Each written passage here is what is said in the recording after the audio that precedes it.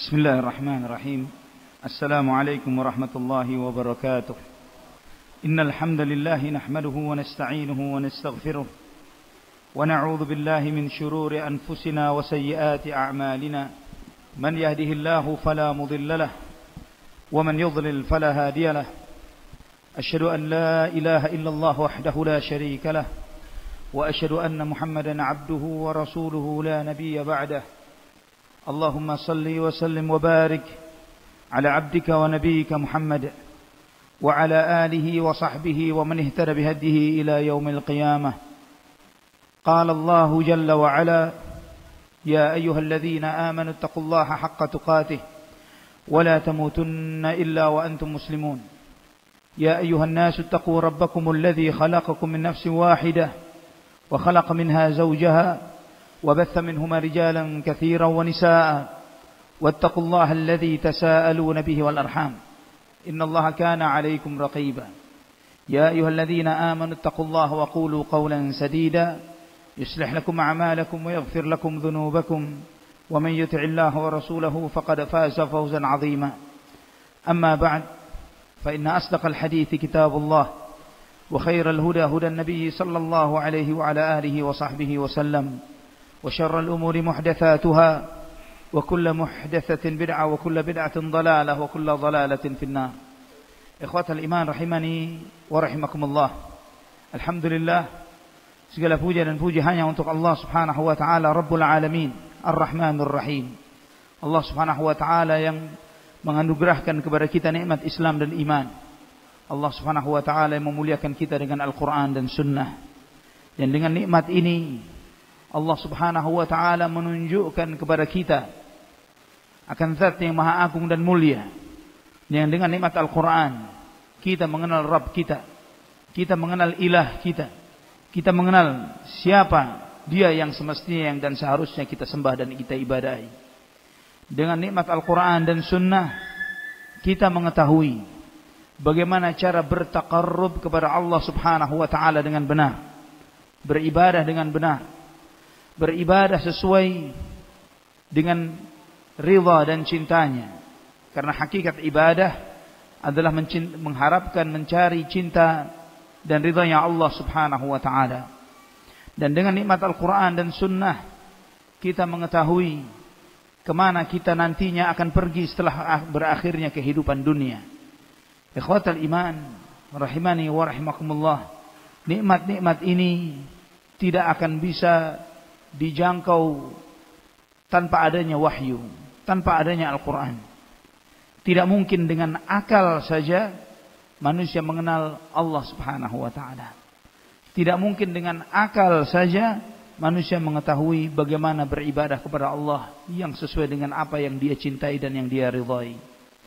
Tidak mungkin dengan akal saja seseorang bisa mengetahui apa hakikat kehidupan alam akhirat. Kenapa kita di muka bumi? Apa tujuannya?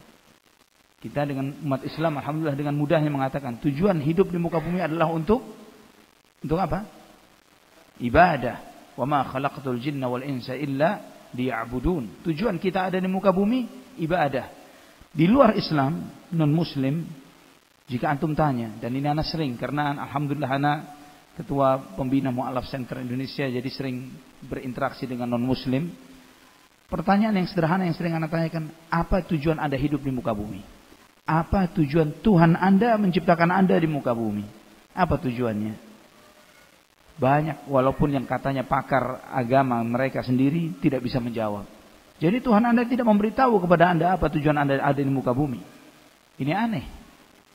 Sedangkan kita umat Islam tahu kenapa kita ada di muka bumi. Wa ma khalaqtul jinna wal insa illa liya'budun. Ikhwatal iman rahimani wa rahimakumullah.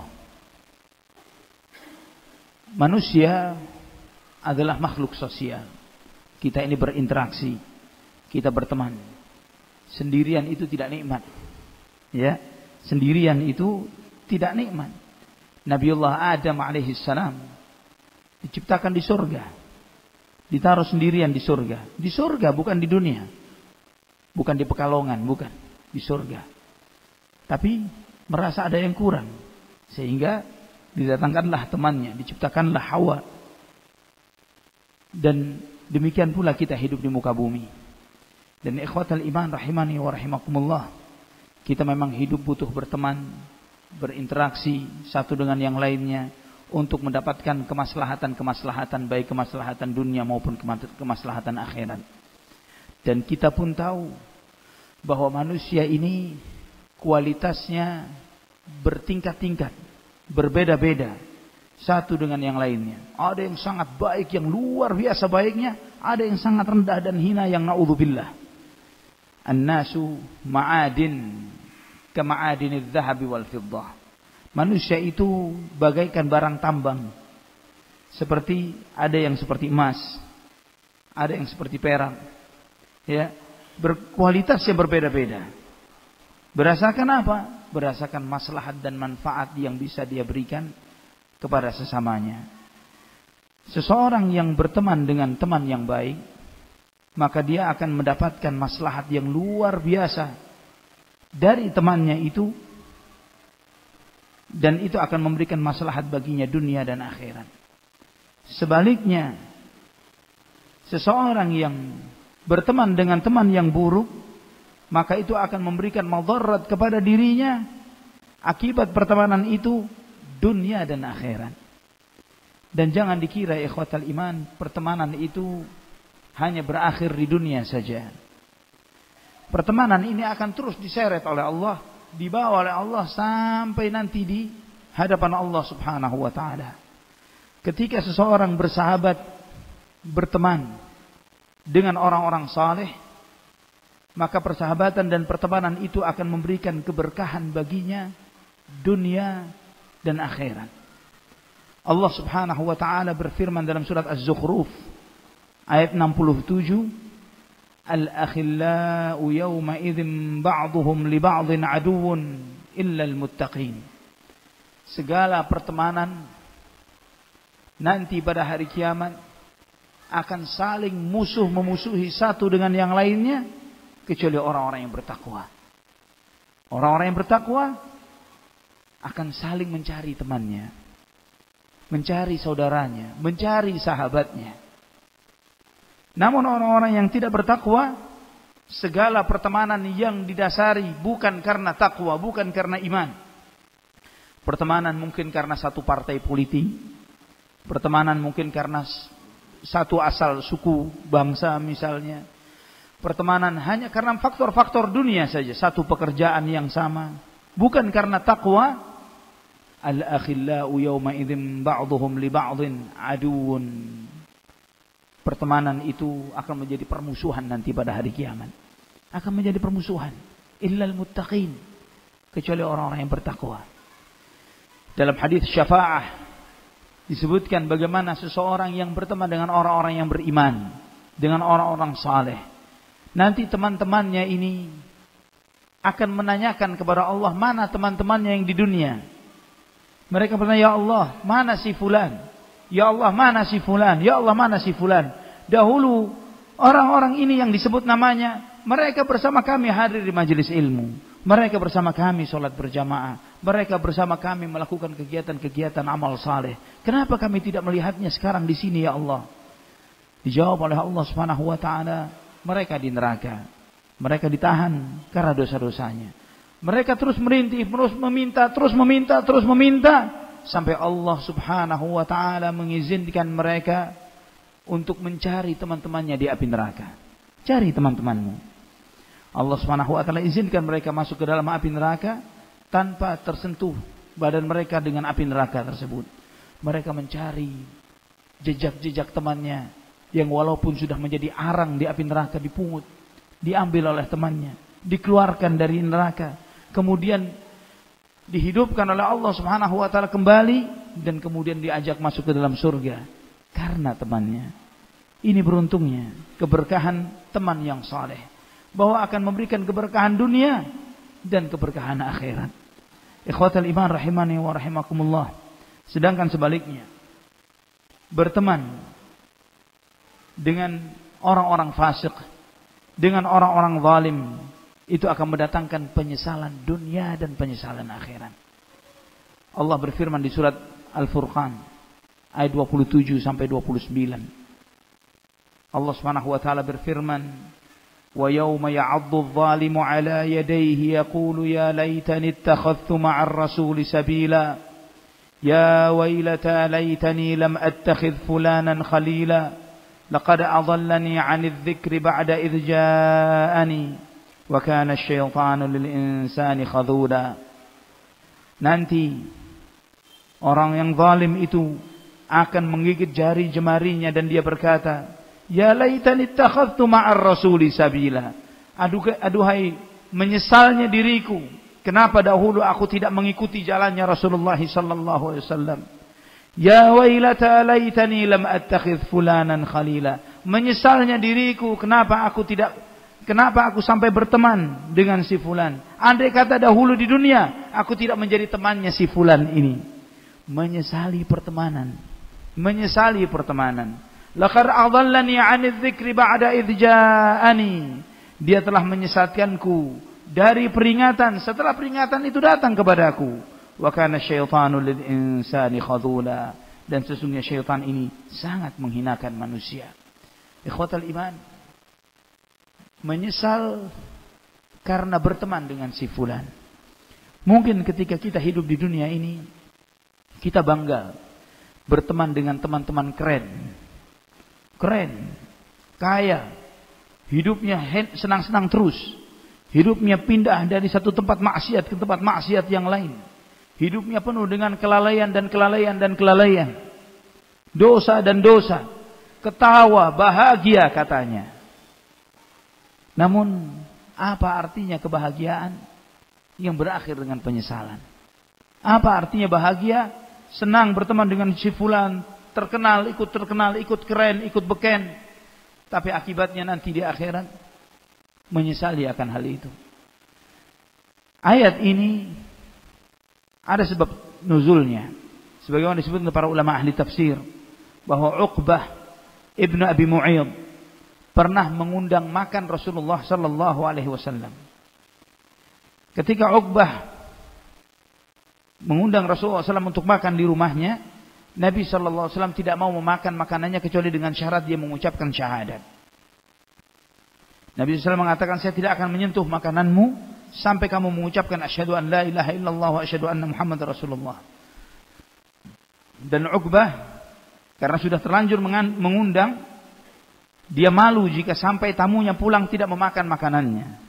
Maka dia pun mengucapkan asyhadu an la ilaha illallah wa asyhadu anna Muhammadar Rasulullah. Ternyata apa yang dilakukan ini terdengar oleh beberapa tokoh Quraisy yang lainnya, Umayyah bin Khalaf dan Ubay bin Khalaf. Mereka menanyakan, "Ya Uqbah, kamu sudah kesurupan, kamu sudah gila. Kamu masuk Islam, menerima agama Muhammad sallallahu alaihi wasallam?" "Tidak. Saya ini hanya untuk menyenangkan hati Muhammad saja. Saya ini melakukan itu supaya dia mau makan dengan makanan yang telah aku sajikan kepadanya." Maka apa kata Umayyah dan Ubay bin Khalaf ini? Mereka mengatakan, "Kami tidak akan terima sikapmu ini sampai kamu, na'udzubillah, kamu melakukan penolakan agama Muhammad di muka Muhammad dengan meludah kepada beliau, meludahi Rasulullah sallallahu alaihi wasallam." Allahul musta'an. Dan akhirnya dilakukannya. Dan akhirnya dia melakukannya. Dia menemui Nabi, dia meludah kepada Nabi sallallahu alaihi wasallam. Jadilah dia manusia yang paling celaka dunia dan akhirat. Uqbah ini mati terbunuh di perang Badar dalam keadaan kafir. Adapun Ubay bin Khalaf mati di tangan Rasulullah sallallahu alaihi wasallam pada perang Badar, dan juga Ubay juga demikian mati di dalam peperangan binasa dalam keadaan kekafiran semuanya. Ikhwatal iman rahimani wa rahimakumullah. Ini teman, bayangkan dia sudah mengucapkan syahadat di hadapan Nabi sallallahu alaihi wasallam, dan dia seketika murtad karena temannya. Ini dampaknya teman. Jika antum mengira bahwa kan cuma teman, apa sih salahnya? Cuma teman. Teman itu sebagaimana kata orang-orang Arab, manjalis janis. Siapa yang nongkrong dengan siapa, dia akan sejenis setipe dengan teman tongkrongannya.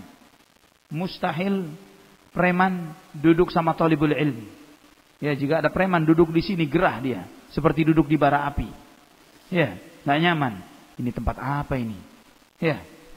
Enggak ada bau-bau nerakanya, bau surga semua. Ya.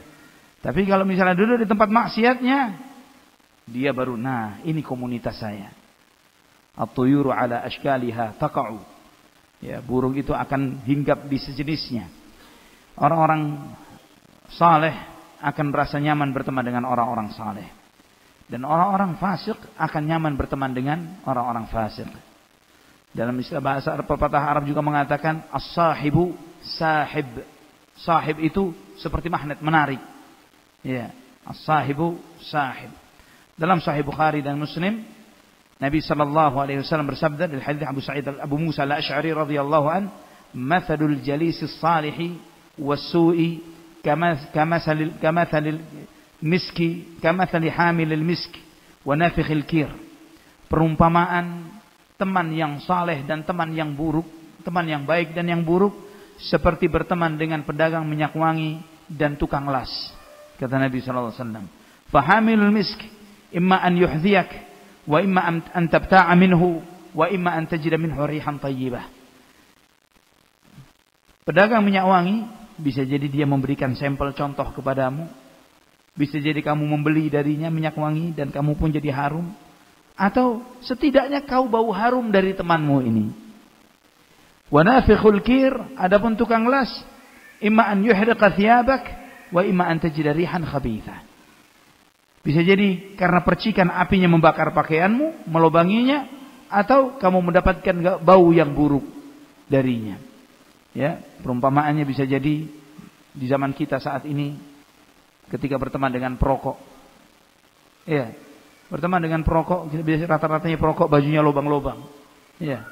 Dan itu bisa jadi melubangi teman saudaranya, baju temannya. Ikhwatal iman rahimani wa rahimakumullah. Dan Nabi SAW menyampaikan ini bukan menyebutkan kehinaan dari salah satu profesi, namun untuk memberikan gambaran, untuk memberikan perumpamaan. Karena profesi itu selama halal dan memberikan manfaat bagi orang lain bukanlah sebuah profesi yang hina. Seperti misalnya tukang las, banyak memberikan maslahat. Ya, beberapa bagian dari masjid ini butuh tukang las. Pastikan seperti itu. Dan itu untuk bukan menunjukkan hinanya profesi tersebut. Tapi Nabi SAW memberikan contoh bagaimana ketika seseorang berteman dengan orang yang saleh dan bagaimana ketika berteman dengan orang yang fasik. Dengan orang yang saleh seperti kita berteman dengan pedagang minyak wangi, selalu harum, selalu wangi, dan kita mendapatkan bagian dari harum dan wanginya. Adapun sebaliknya, maka kita akan mendapatkan bau yang buruk. Ikhwatal iman rahimani wa rahimakumullah. Nabi SAW juga menegaskan dalam hadis yang diriwayatkan oleh Imam At-Tirmidzi dari Abu Hurairah radhiyallahu an, beliau sallallahu alaihi wasallam bersabda, "Ar-rajulu ala dini khalilihi falyanzur ahadukum man yukhalil." Seseorang itu berdasarkan agama temannya, maka hendaklah dia melihat bersama siapa dia berteman. Dan ini salah satu kaidah ketika kita ingin menilai kualitas diri kita, ketika kita ingin menilai kualitas seseorang, lihat siapa temannya. Seseorang itu akan sejenis dan setipe dengan teman majelisnya, teman nongkrongnya. Maka ketika itu dia harus melihat, ya Allah, ternyata teman-teman saya rata-rata orang-orang ghafil, orang-orang lalai, orang-orang yang tidak ingat Allah, orang-orang yang doyan maksiat, orang yang suka ghibah, suka namimah, suka fitnah. Maka seperti itulah kualitas orang tersebut. Namun ketika dia berteman dengan orang-orang yang saleh, talibul ilm, yang membicarakan ilmu, yang membicarakan akhirat dan yang sebagainya, maka seperti itulah kualitas dirinya. Dan ikhwatal iman, kita di dalam menilai seseorang, inilah yang kita tanyakan. Kita bertanya, siapa teman nongkrongnya? Siapa sahabatnya? Seorang penyair mengatakan, "Anil mar'i la tas'al wasal an qarinihi, fa kullu qarinin bil muqarani yaqtadi." Jangan kamu bertanya tentang seseorang, tapi tanyalah tentang sahabat dan teman-temannya. Karena setiap teman akan mengikuti bagaimana teman-temannya. Jadi misalnya, ketika antum ingin, misalnya di antara antum ada memiliki seorang putri yang putri ini dilamar oleh seorang pemuda. Bagaimana kita menilai pemuda tersebut? Nabi SAW menegaskan standarnya adalah idza ra'aita man tardawna dinahu wa khuluquhu. Jika engkau melihat seseorang yang kau ridhai agama dan akhlaknya. Dua hal bagaimana untuk menilai seorang laki-laki, agama dan akhlaknya. Agama terkait antara dia dengan Allah Subhanahu wa taala, bagaimana salatnya, bagaimana qiraatul Qur'annya dan yang sebagainya.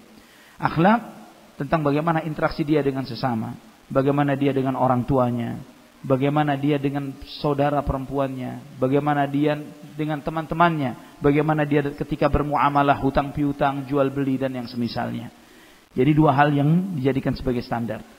Bagaimana kita menilai seseorang? Yang kita tanyakan dengan siapa dia duduk, dengan siapa dia berinteraksi, dengan siapa dia berteman. Dan demikian pula ketika antum ingin menilai seorang wanita yang ingin antum nikahi atau antum nikahkan dengan putra antum misalnya, dengan siapa mereka berteman, dari lingkungan yang bagaimana mereka, ya, karena seseorang itu akan mengikuti temannya. Ketika temannya adalah orang-orang yang materialis, orang-orang yang lebih memikirkan dunia, hidup yang bersenang-senang dan bahagia dan hedonisme, orang-orang yang hanya meraih kesenangan-kesenangan dunia belaka, maka seperti itulah anak itu. Ikhwatal iman, rahimani wa rahimakumullah. Nabi sallallahu alaihi wasallam menyebutkan ruh hati manusia ini sudah terkotak-kotakkan, sudah terbagi-bagi sesuai dengan kecenderungannya. Dalam sebuah hadis yang sahih dalam Bukhari dan Muslim, Nabi SAW bersabda, al-arwahu junudun mujannadah, fama ta'arafa minha i'talaf, wa ma tanakara minha ikhtalaf. Ruh manusia ini sudah terkelompok-kelompok, kata Nabi SAW. Yang saling ma'ruf akan saling nempel, akan saling kenal, saling dekat.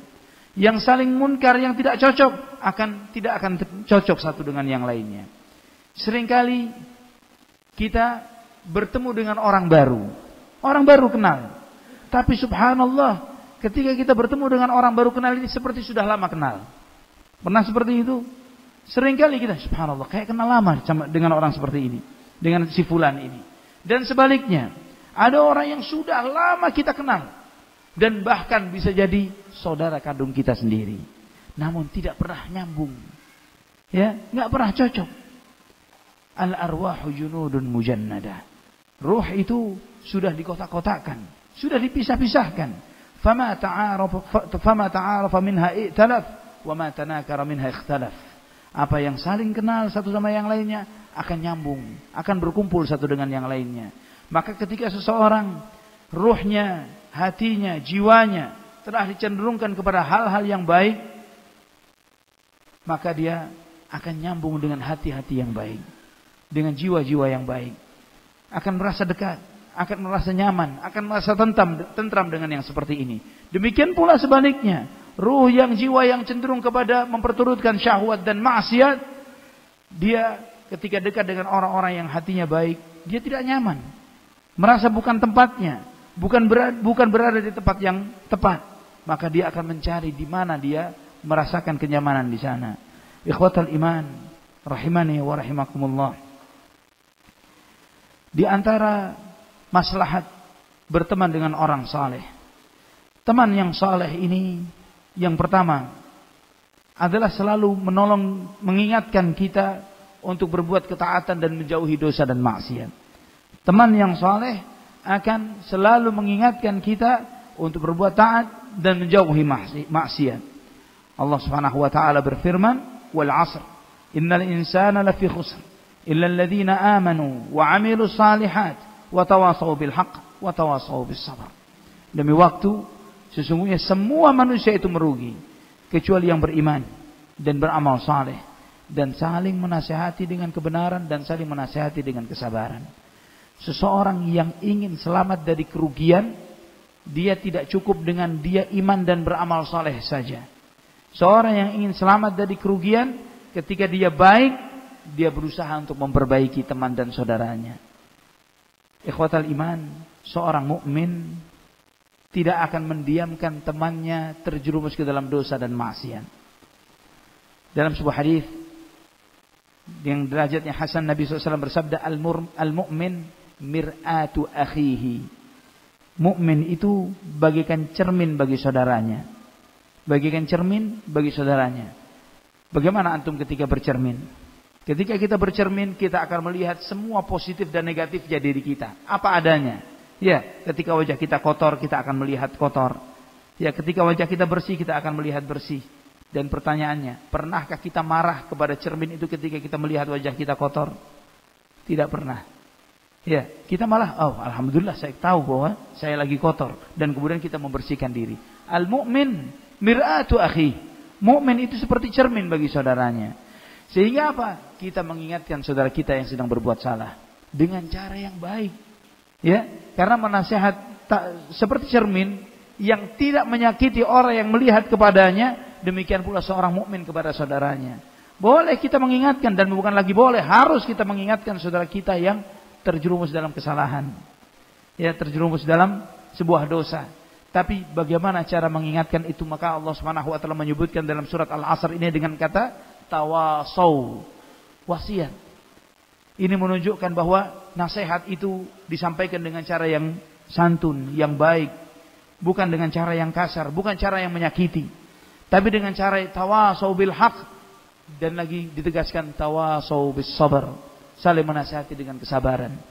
Ketika kita menasihati saudara kita yang sedang terjerumus dalam kesalahan, bukan dengan asal kita tunjuk kesalahannya, tapi kita berharap agar dia berubah. Jangan menjadi seperti sebagian orang yang ukhuwahnya parsial. Ya, yang ukhuwahnya ini hanya sebagian saja. Dia senang saudaranya ini ketika duduk di satu majelis yang sama, di majelis ilmu yang sama, satu manhaj yang sama, tapi dia juga senang ketika melihat saudaranya salah jalan, menyimpang. Kenapa? Senangnya bagaimana? Ketika dia melihat si fulan kemarin sudah biasa majelis di majelis ilmu, sekarang ternyata dia tidak pernah hadir lagi di majelis ilmu, sekarang sudah berubah, sudah taghayyar. Ya, kita dengan senangnya menceritakan apa yang berubah dari saudara kita tanpa ada upaya untuk menasihatinya. Berapa banyak dari para talibul ilm yang dengan gampangnya dia menyebutkan si fulan sudah begini, sudah begitu. Malah kita ghibahi, bukan malah kita nasihati. Ya, Umar bin Khattab radhiyallahu anhu pernah sekali waktu menerima satu rombongan, dan Umar radhiyallahu anhu bertanya, biasanya rombongan ini membawa seseorang, dan ternyata saat itu tidak membawa orang tersebut. Dan Umar bertanya, mana si fulan? Mana si fulan? Maka rombongan ini mengatakan, ya Amirul Mukminin, orang ini sudah berubah ya Amirul Mukminin. Sekarang doyan maksiat. Dulunya orang soleh, suka taat dengan kita di majelis ilmu, tapi sekarang sudah taghayyar, sudah berubah dia. Apa kata Umar bin Khattab? Jangan kalian menjadi penolong-penolong setan di dalam menjerumuskan saudara kalian. Jangan kalian menjadi penolong-penolong setan di dalam menjerumuskan saudara kalian. Berapa banyak kita malah menjadi penolong-penolongnya setan. Kita senang ketika ada teman kita salah jalan, yang seharusnya kita berusaha untuk menasihatinya. Tawasau bil haq, tawasau bis sabr, bukan malah menggunjingnya, bukan malah menghibahnya. Ikhwatal iman rahimani wa rahimakumullah. Ini di antara fungsi dan manfaat ketika kita memiliki teman yang saleh. Bahwa teman yang saleh selalu berusaha untuk mengingatkan kita, membantu kita untuk menjalankan ketaatan, membantu kita untuk mengingatkan kita dari dosa dan maksiat yang kita lakukan, membuat kita untuk semakin dekat kepada Allah Subhanahu wa taala. Ikhwatal iman. Kemudian yang kedua, di antara kemaslahatan dan untungnya berteman dengan orang yang saleh adalah kita jadikan teman itu sebagai teman di dalam berlomba-lomba di dalam kebaikan. Teman di dalam berlomba-lomba dalam kebaikan. Allah Subhanahu wa taala memerintahkan dalam surat Ali Imran ayat 133, "Wasari'u ila maghfiratin min rabbikum wa jannatin 'arduha as-samawati wal ardu u'iddat lil muttaqin." Bergegaslah kalian, berlomba-lombalah kalian menuju ampunan dari Tuhan kalian dan surga yang lebarnya selebar langit dan bumi yang disediakan bagi orang yang bertakwa. Allah Subhanahu wa taala menyampaikan di dalam ayat ini bahwa mencari ampunan, mencari surga itu kita harus berlomba-lomba. Dan ikhwatal iman, ketika kita berusaha untuk menjadi baik sendirian, tidak ada temannya, pasti mudah futur. Sebagaimana yang terjadi di masa pandemi. Ya, berapa banyak di masa pandemi ini ketika kajian-kajian hilang, ya, sudah banyak kajian-kajian tidak ada lagi. Termasuk di Pekalongan seperti itu ya. Mengalami masa yang tidak ada kajian sama sekali. Ya, di Jakarta luar biasa. Sampai hari ini pun hanya 1-2 kajian saja yang sudah menyediakan offline. Rata-rata online semuanya. Nah, karena kita ngajinya dari rumah masing-masing, tidak ada teman yang bersama kita hadir di majelis ilmu, tidak ada di antara kita yang menjadi partner, saling tolong menolong, saling mengingatkan dan saling berlomba-lomba di dalam kebaikan, maka itu memudahkan seseorang untuk futur, membuatkan seseorang untuk kendur di dalam ketaatan. Ya, karena tidak ada saingan, tidak ada yang mengajaknya berkompetisi untuk menjadi orang saleh. Namun ketika dia hadir di majelis ilmu, dia dapat si fulan, masya Allah, dia aktif di dalam majelis ilmu, dimanapun dia ada, dia mencatat, dia menghafal dalil-dalil yang disampaikan, dia bisa menyampaikan hal ini kepada keluarganya, dia begini dan begitu. Hal-hal baik yang kita lihat dari teman dan saudara kita, misalnya juga dalam sedekah, dalam amal saleh dan kebaikan-kebaikan yang lainnya, masya Allah, si fulan telah membuat wakaf ini, si fulan telah bersedekah segini, si fulan telah membuat ini dan itu. Segala motivasi kebaikan ini akan mendorong temannya untuk melakukan hal yang sama, untuk berlomba-lomba di dalam kebaikan. Dan ayat ini juga menjawab syubhat sebagian orang dari kalangan sufiyah yang mengatakan bahwa ikhlas itu ketika seseorang beribadah kepada Allah tidak mengharapkan surga dan tidak takut neraka. Ya, untuk pernah dengar keyakinan sebagian orang-orang tasawuf yang mereka mengatakan bahwa ikhlas itu ketika Anda beribadah kepada Allah jangan mengharapkan surga, jangan takut neraka. Sehingga Anda pernah melihat salah satu liputan ceramah salah seorang ustaz sufi yang mengatakan bahwa ibadah itu, dia mengatakan andai kata nanti kamu beribadah kepada Allah sehebat apapun ibadahmu, dan jika nanti kamu dimasukkan neraka, kita ridha. Ya, kita ridha kepada Allah. Karena tidak boleh ibadah itu mengharap surga, tidak boleh ibadah itu takut dari api neraka. Ini keyakinan yang salah. Ini keyakinan yang batil. Ini adalah bentuk takwa yang menyimpang dari ketentuan Rasulullah SAW. Ketentuan dari Rasulullah SAW dan juga menyelisih Al-Quran. Al-Quran memerintahkan kita berlomba-lomba mencari ampunan, berlomba-lomba mencari surga, malah dia tidak mengharapkan surga. Al-Quran memerintahkan qu anfusakum wa ahlikum nara, jaga dirimu dan keluargamu dari api neraka, malah dia mengatakan saya tidak takut neraka. Bagaimana orang yang seperti ini bisa bertakwa? Nabi SAW memerintahkan ittaqun nar walau bisyikki tamrah, takutlah kalian dari api neraka walaupun bersedekah dengan separuh biji buah kurma. Nabi memerintahkan kita takut terhadap api neraka, menjauh dari api neraka walaupun dengan amalan-amalan yang sederhana. Namun sebagian dari kaum muslimin malah mengira bahwa bentuk ketakwaan itu adalah ketika seseorang tidak mengharapkan surga dan tidak takut neraka. Wal'iyadzu billah. Ikhwatal iman rahimani wa rahimakumullah. Juga di surat At-Taubah ayat 71 Allah berfirman, wal mu'minuna wal mu'minatu ba'dhuhum awliya'u ba'd ya'muruna bil ma'rufi wa yanhauna 'anil munkari wa yuqimuna as-salata wa yu'tuna az-zakata wa yuti'una Allah wa rasulahu ulaika sayarhamuhumullah innallaha 'azizun hakim. Dan mukmin laki-laki dan wanita satu dengan yang lainnya saling menolong satu dengan yang lainnya. Mereka saling mengajak kepada kebajikan, saling mencegah dari kemunkaran. Mereka menegakkan salat, mereka menunaikan zakat, mereka taat kepada Allah dan Rasulnya. Orang-orang yang seperti inilah yang akan diberi rahmat oleh Allah Subhanahu wa taala. Sesungguhnya Allah Maha Mulia dan Maha Bijaksana. Ikhwatal iman rahimani wa rahimakumullah, berteman dengan orang-orang saleh akan selalu mengajak kita melakukan hal-hal kebaikan. Ketika antum melihat teman antum, masya Allah, sholat 5 waktu, selalu di masjid, selalu di shaf yang depan, dan dia tidak pernah absen dalam 5 waktu ini, selalu di shaf yang paling depan. Bagaimana misalnya kita hidup di zaman Al-Imam Sa'id Ibn Al-Musayyab rahimahullah, imam min a'immatit tabi'in, ketika beliau mengatakan sejak 40 tahun saya tidak pernah sholat di shaf kedua, Saya selalu shaf di depan. Sejak 40 tahun saya tidak pernah melihat leher orang dari belakang. Artinya selalu di shaf yang paling depan. Dan beliau imam di antara imam yang dimuliakan dari kalangan tabi'in. Ikhwatal iman rahimani wa rahimakumullah. Bagaimana kita ketika berteman dengan Abdullah Ibnul Mubarak rahimahullah misalnya, yang selalu menyembunyikan amalnya, yang beramal dengan ilmunya, dengan hartanya. Beliau seorang pedagang yang sukses, namun seorang alim yang luar biasa. Muridnya di antaranya Sufyan Ats-Tsauri dan yang lainnya. Ya, muridnya adalah imam-imam besar di kalangan tabi'in. Tapi dia seorang pedagang yang sukses juga. Dia berdagang ekspor impor madu dan yang lain sebagainya dari Khurasan dibawa ke tanah haram, kemudian ke Yaman dan yang lain sebagainya.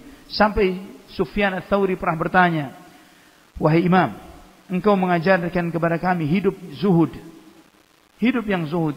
Namun bagaimana engkau dengan hartamu yang sedemikian banyaknya?" Kata Imam Abdullah Ibnul Mubarak, "Dengan ini Allah Subhanahu wa taala menjaga diriku, menjaga wajahku supaya tidak menghinakan wajahku di hadapan para pejabat, di hadapan para penguasa. Dengan ini Allah menjaga kehormatan diriku." Dan dengan demikian, beliau bukan hanya berdakwah dengan ilmunya, tapi juga dengan hartanya. Berapa banyak para talibul ilm yang hidup dari pembiayaan beliau. Beliau yang membiayainya. Subhanallah.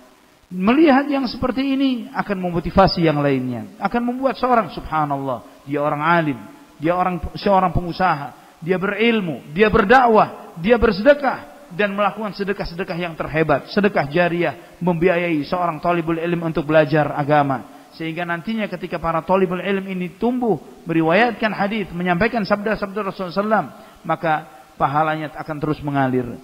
Sampai Imam Ahmad bin Hanbal pernah mengatakan, Abdullah Ibnul Mubarak rahimahullah dimuliakan oleh Allah Subhanahu wa taala karena pandainya dia menyembunyikan amal ibadahnya.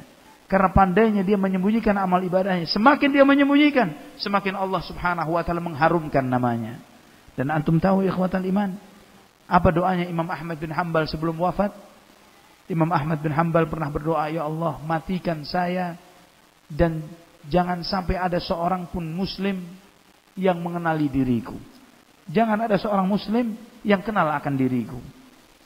Tapi karena permintaan ini dari seorang yang ikhlas, maka Allah harumkan namanya. Tidak ada seorang muslim pun yang tidak kenal dengan Imam Ahmad bin Hanbal.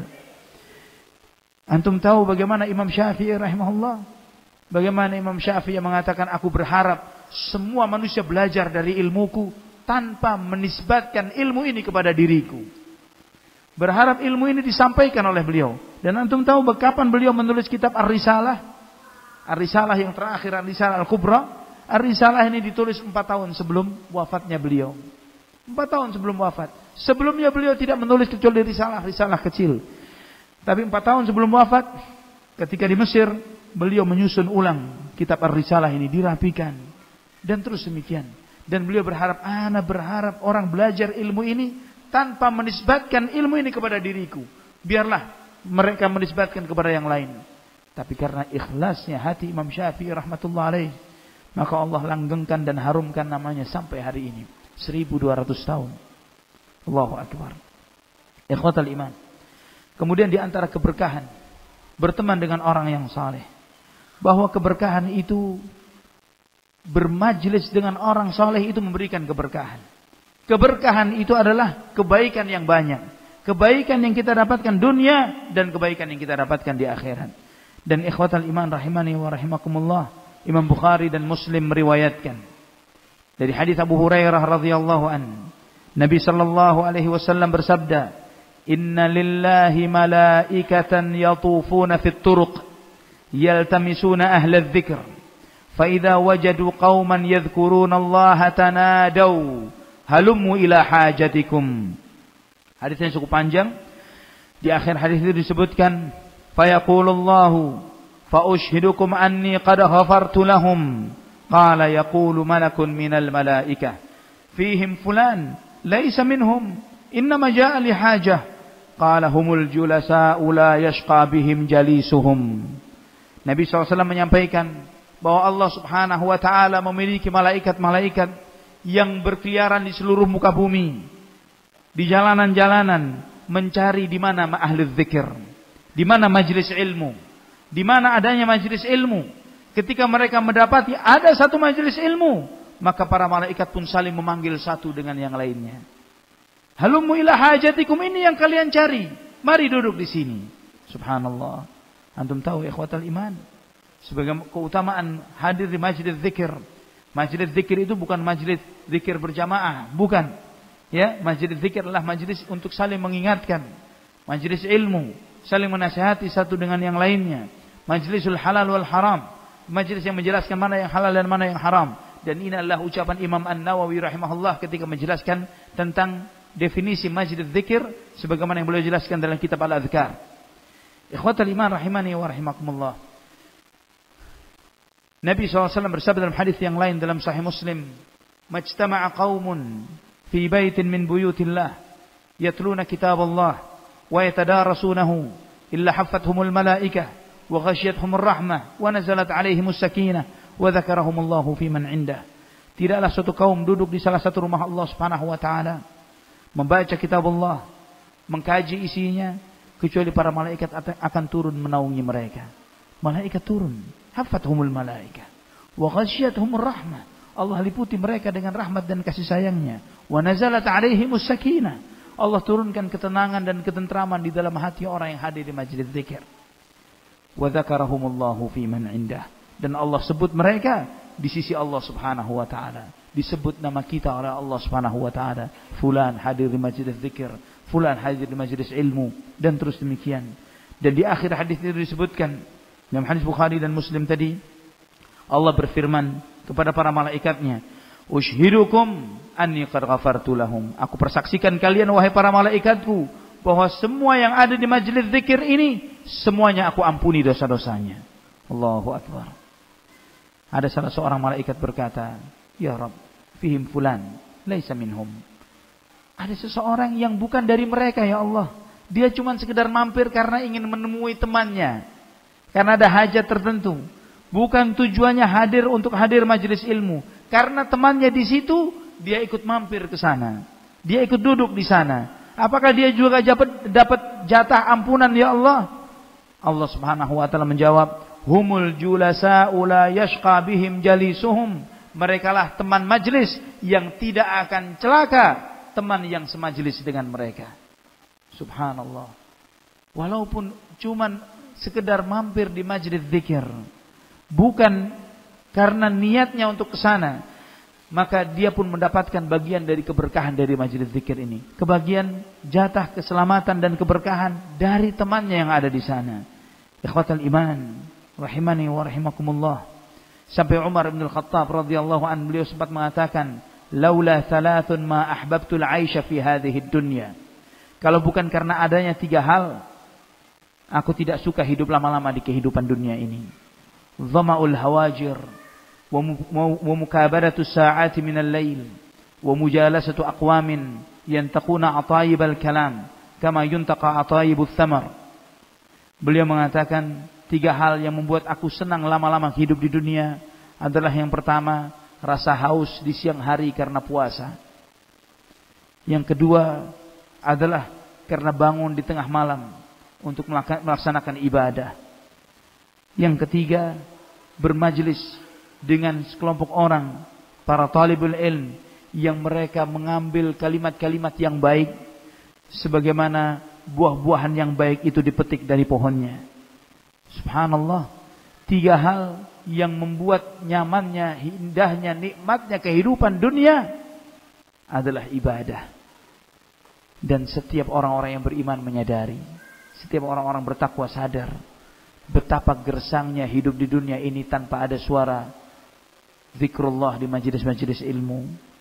Kita menyadari bagaimana apa jadinya ketika kita pernah mengalami kosongnya rumah-rumah Allah. Sampai hari ini kita belum mendapatkan kesempatan untuk bisa melaksanakan ibadah umrah dan haji. Kita merasakan betapa gersangnya hati kita. Kita merasakan bagaimana bulan Ramadan tahun lalu. Ya, bagaimana kita masjid-masjid kita kosong, tidak ada tarawih. Kita merasakan Id tahun lalu, kita salat Id di rumah-rumah kita masing-masing. Allahu Akbar. Kita merasakan betapa keringnya hati ini. Betapa, apakah ini dunia yang kita harapkan? Ini bukan dunia yang kita jalani. Lebih baik mati. Tidak sedikit dari orang beriman lebih baik meninggalkan dunia ini ketika ketimbang melihat kenyataan dunia yang seperti ini.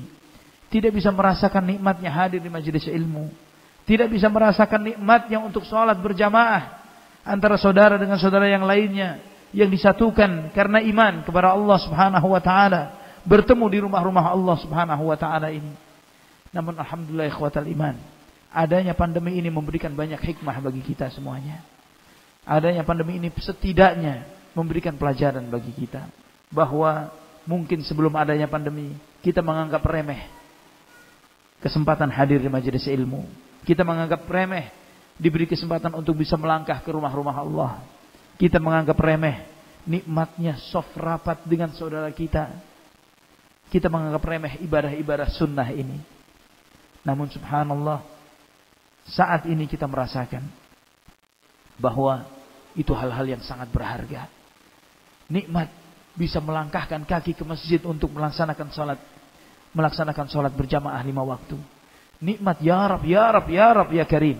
Nanti sebentar lagi di bulan Ramadan kita ikut meramaikan rumah-rumah Allah ini untuk melaksanakan sholat tarawih walaupun dengan protokol kesehatan.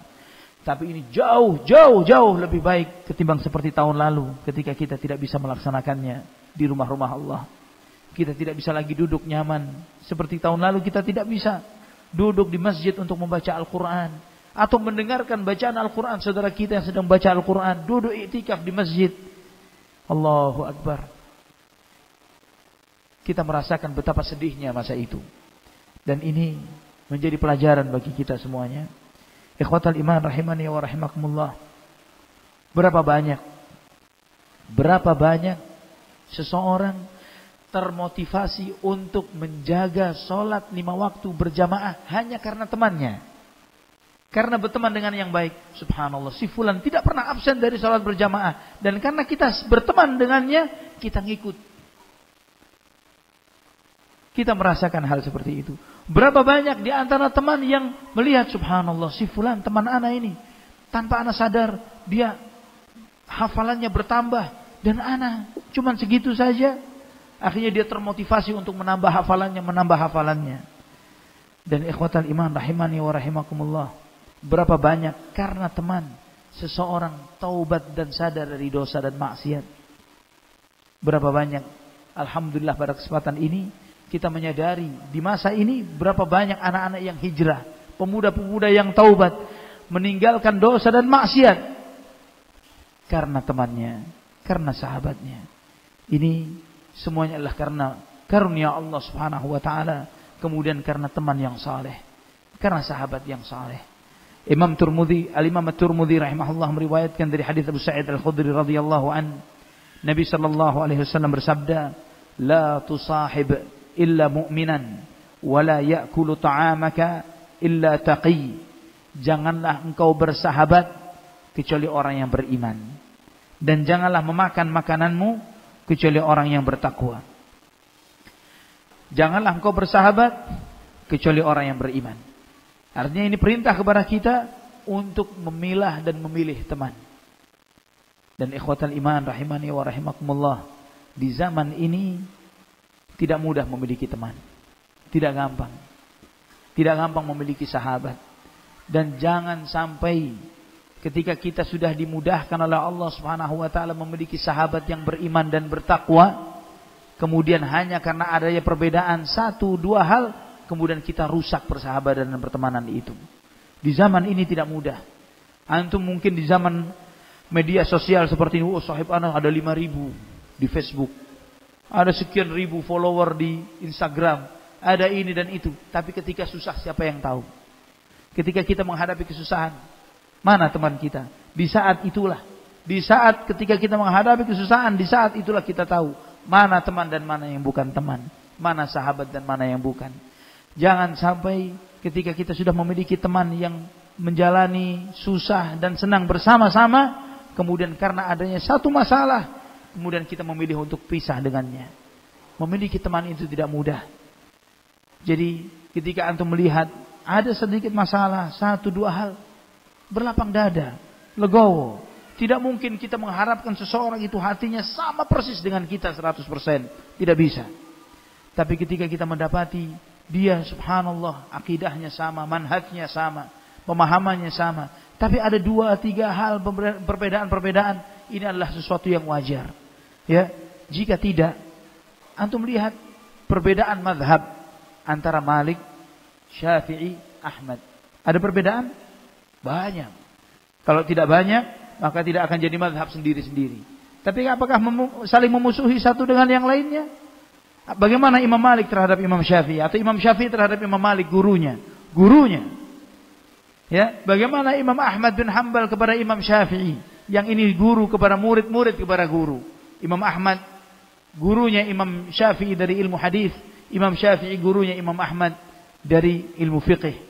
Sampai Imam Ahmad mendoakan yang paling banyak yang beliau doakan di dalam sholatnya setelah orang tuanya adalah Imam Syafi'i rahimahullah. Sampai anaknya bertanya, wahai ayahku Syafi'i, siapa Muhammad bin Idris yang kau selalu doakan di dalam sholatmu ini? Engkau doakan dia begitu seringnya dalam sholatmu. Kata Imam Ahmad bin Hanbal tentang Imam Syafi'i, Imam Syafi'i ini seperti matahari bagi dunia. Sepertikan matahari bagi dunia. Apa jadinya dunia tanpa matahari? Demikian pula ilmu agama ini tanpa ilmu Imam Syafi'i akan kelam dan gelap. Padahal beda mazhab. Sampai hari ini jika antum mengkaji kitab-kitab fiqih mazhab Hambali, beda dengan kitab-kitab fiqih mazhab Syafi'i. Beda sama sekali. Beda bukunya, beda penyusunannya, ya, dan ada banyak hal beberapa perbedaan pendapat-pendapat satu dengan yang lainnya. Namun mereka bersaudara. Bukan berarti ketika satu akidah, satu manhaj atas manhaj salaf, kemudian kita semuanya sama persis. Lah. Kita tahu syekh-syekh kita, ulama-ulama kita. Syekh Al-Albani rahimahullah dengan Syekh bin Baz rahimahullah. Pendapatnya sama semuanya? Tidak. Dalam i'tidal Syekh bin Baz mengatakan sunnah. Syekh Al-Albani malah mengatakan bid'ah. Ya. Tapi apakah salah satu dengan yang lainnya saling membid'ahkan satu dengan yang lainnya? Lah. Tetap bersaudara. Sampai Syekh bin Baz ketika menjawab Syekh Al-Albani dalam hal ini, beliau mengatakan bahwa tidak ada di bawah kolong langit seseorang yang lebih alim terhadap ilmu hadis seperti Syekh Muhammad Nasiruddin Al-Albani. Yang paling alim ilmu hadis di muka bumi, Muhammad Nasiruddin Al-Albani. Kata Syekh bin Baz, pujian Syekh bin Baz rahimahullah terhadap Syekh Al-Albani. Namun adab dan akhlaknya orang-orang besar ini, imam-imamnya ahlu sunnah, kenapa tidak turun ke bawah? Kenapa kita hanya sedikit masalah, kemudian kita sampai bangun masjid sendiri? Ya, bukan lagi tidak cukup dengan tahdzir, saling merendahkan, saling menghinakan, mencari kesalahan, bikin masjid sendiri. Tidak mau saling kenal. Allahul musta'an wa la haula wa la quwwata illa billah. Dan maksud dari hadis ini, wala ya'kul ta'amaka illa taqi, dan janganlah memakan makananmu kecuali orang yang bertakwa. Maksudnya adalah makanan undangan, bukan makanan karena pertolongan dan hajat. Ketika terjadi krisis, ketika menolong orang, siapapun kita beri pertolongan, kita beri makan. Ya, kita tidak perlu menanyakan ketika dalam masa pandemi, masa krisis misalnya, paceklik, masa kelaparan, ketika hendak memberi makan kepada seseorang, kamu muslim atau bukan? Tidak perlu seperti itu. Semuanya kita kasih makan. Ya. Karena dalam surat Al-Insan ayat 8 Allah berfirman, wa yut'imuna at-ta'ama 'ala hubbihi miskinan wa yatiman wa asira. Mereka memberi makan yang mereka suka kepada orang-orang miskin, anak-anak yatim dan tawanan-tawanan perang. Ketika ayat ini turun, tawanan-tawanan perang itu kufar, orang-orang kafir. Mereka yang menjadi tawanan perangnya kaum muslimin. Tapi Allah memuji orang-orang yang suka memberi makan hatta kepada orang-orang kafir. Hatta kepada orang-orang kafir. Tapi ketika mengundang, mengajak makan, mentraktir makan, pilih orang yang bertakwa. La tusahib illa mu'mina wa la ya'kul ta'amaka illa taqi. Janganlah engkau bersahabat kecuali dengan orang yang beriman, dan janganlah memakan makananmu kecuali orang yang bertakwa. Maksudnya adalah ketika kita mengajak makan, mengundang seseorang ke rumah kita, mengundang seseorang untuk hadir di undangan kita, pilihlah orang bertakwa. Kenapa? Karena orang bertakwa ini tahu hak siapa yang mengundangnya. Ketika diajak makan, ya, dia mendoakan keberkahan bagi mereka yang telah mengundangnya makan. Dan doanya orang bertakwa lebih mustajab ketimbang doanya orang-orang fasik. Orang fasik jangankan berdoa, bisa jadi dia malah tidak ingat tentang doa. Bahkan bisa jadi malah mencibir, menghina, menjelekkan makanannya cuman segini doang, cuman ini saja, cuman itu dan lain sebagainya. Tapi orang bertakwa ketika setelah diajak makan, Allahumma at'im man at'amani wasqi man saqani. Ya Allah, si fulan telah memberi makan kepadaku, maka berilah makan dia ya Allah. Si fulan telah memberi minum kepadaku, berilah minum kepadanya ya Allah. Malah memberikan doa kebaikan. Itulah ketika kita mengajak orang beriman, orang bertakwa untuk makan dengan makanan-makanan kita. Dan sebaliknya ikhwatal iman. Maghrib berapa menit lagi? Masih 15 menit lagi. Baik. Dan sebaliknya ikhwatal iman rahimani wa rahimakumullah. Ketika seseorang berteman dengan teman yang fasik, dengan teman yang buruk. Teman yang buruk ini akan memberikan madarat yang luar biasa bagi orang itu dunia dan akhirat. Dia akan memalingkan temannya dari ketaatan, memalingkan temannya dari tunduk kepada Allah Subhanahu wa taala, kepada dosa dan maksiat, membuat indah perbuatan dosa. Berapa banyak di antara kita yang tidak kepikir untuk berbuat maksiat, tidak kepikir untuk berbuat dosa, tapi karena berteman dengan teman yang salah ini menganggap ajib loh, ini enak. Ya, yang bukan perokok, bagaimana jadinya jadi perokok? Pertama karena teman. Karena temannya belum pernah merokok. Ajib merokok ini, coba. Ya, narkoba sama seperti itu. Setidaknya menggambarkan indahnya maksiat. Dan bahkan ikhwatal iman, teman itu menjadi sebab seseorang mati su'ul khatimah. Teman yang buruk akan menyebabkan temannya mati su'ul khatimah. Wal'iyadhu billah. Dalam hadis Bukhari dan Muslim, dari hadis Sa'id ibn al-Musayyib rahimahullah dari ayahnya, beliau berkata, ketika Abu Talib menjelang wafat, Nabi SAW mendatangi Abu Talib. Dan ternyata di sisi Abu Talib ada Abu Jahal dan Abdullah ibn Abi Umayyah ibn al-Mughirah. Rasulullah SAW menyampaikan kepada pamannya, ya am, qul la ilaha illallah kalimatan ashhadu laka biha indallahi azza wa jal. Wahai pamanku, ucapkan la ilaha illallah. Jika engkau mengucapkan kalimat ini, aku akan bersaksi untukmu nanti di hadapan Allah Subhanahu wa taala. Namun ada orang lain di sana. Ada teman Abu Talib. Ya, Abu Jahal ini disegani. Abu Talib disegani oleh orang-orang tokoh-tokoh Quraisy, termasuk oleh Abu Jahal, karena seniornya dan juga karena beliau baik dengan orang-orang, dengan tokoh-tokoh Quraisy yang lainnya. Karena Abu Talib baik dengan orang-orang Quraisy yang lainnya. Berkali-kali ketika orang-orang Quraisy meminta kepada Abu Talib untuk menghentikan dakwah Nabi Muhammad SAW dan menego Abu Talib agar menghentikan dakwah Rasulullah SAW, maka Abu Talib pun memanggil Nabi, dan seringkali Abu Jahal ada di sisi Abu Talib, ya, di sebelahnya Abu Talib. Pernah sekali di akhir-akhir juga menjelang wafatnya Abu Talib, ketika orang-orang Quraisy gelisah melihat sakitnya Abu Talib ini, mereka takut jangan sampai mereka baru menyakiti Rasulullah SAW setelah Abu Talib meninggal dunia, karena itu akan menjadi aib bagi mereka. Lihat orang-orang Quraisy menyakiti Muhammad setelah pamannya tidak ada. Ketika pamannya masih ada, mereka tidak berani menyakitinya. Hal itu menjadi aib bagi mereka. Maka mereka mencoba menegosiasi Abu Talib ketika Abu Talib masih hidup. Maka didatangilah Abu Talib. Kemudian Abu Talib ketika mendengarkan keluhan orang-orang Quraisy, Abu Talib memanggil Rasulullah SAW. Ketika Abu Talib duduk, di samping Abu Talib ini kosong, tidak ada orang yang duduk. Dan Abu Jahal melihat tempat duduk yang kosong ini tadi. Dan Abu Jahal tidak mau Rasulullah SAW duduk di sebelah Abu Talib, nanti akan kasihan. Maka Abu Jahal duduk di sebelahnya Abu Talib. Ya, ini disebutkan dalam kitab-kitab sirah akan hal ini. Nah, dalam kondisi ini ketika sakaratul maut di akhir hayatnya, ketika Rasulullah SAW menyampaikan kepada Abu Talib, ya am qul la ilaha illallah, wahai amiku, wahai pamanku, ucapkan la ilaha illallah, kalimat yang dengannya aku akan menjadi saksimu nanti pada hari kiamat. Namun Abu Jahal berkata, ya Aba Talib, Atakrahu an millati Abdul Muttalib?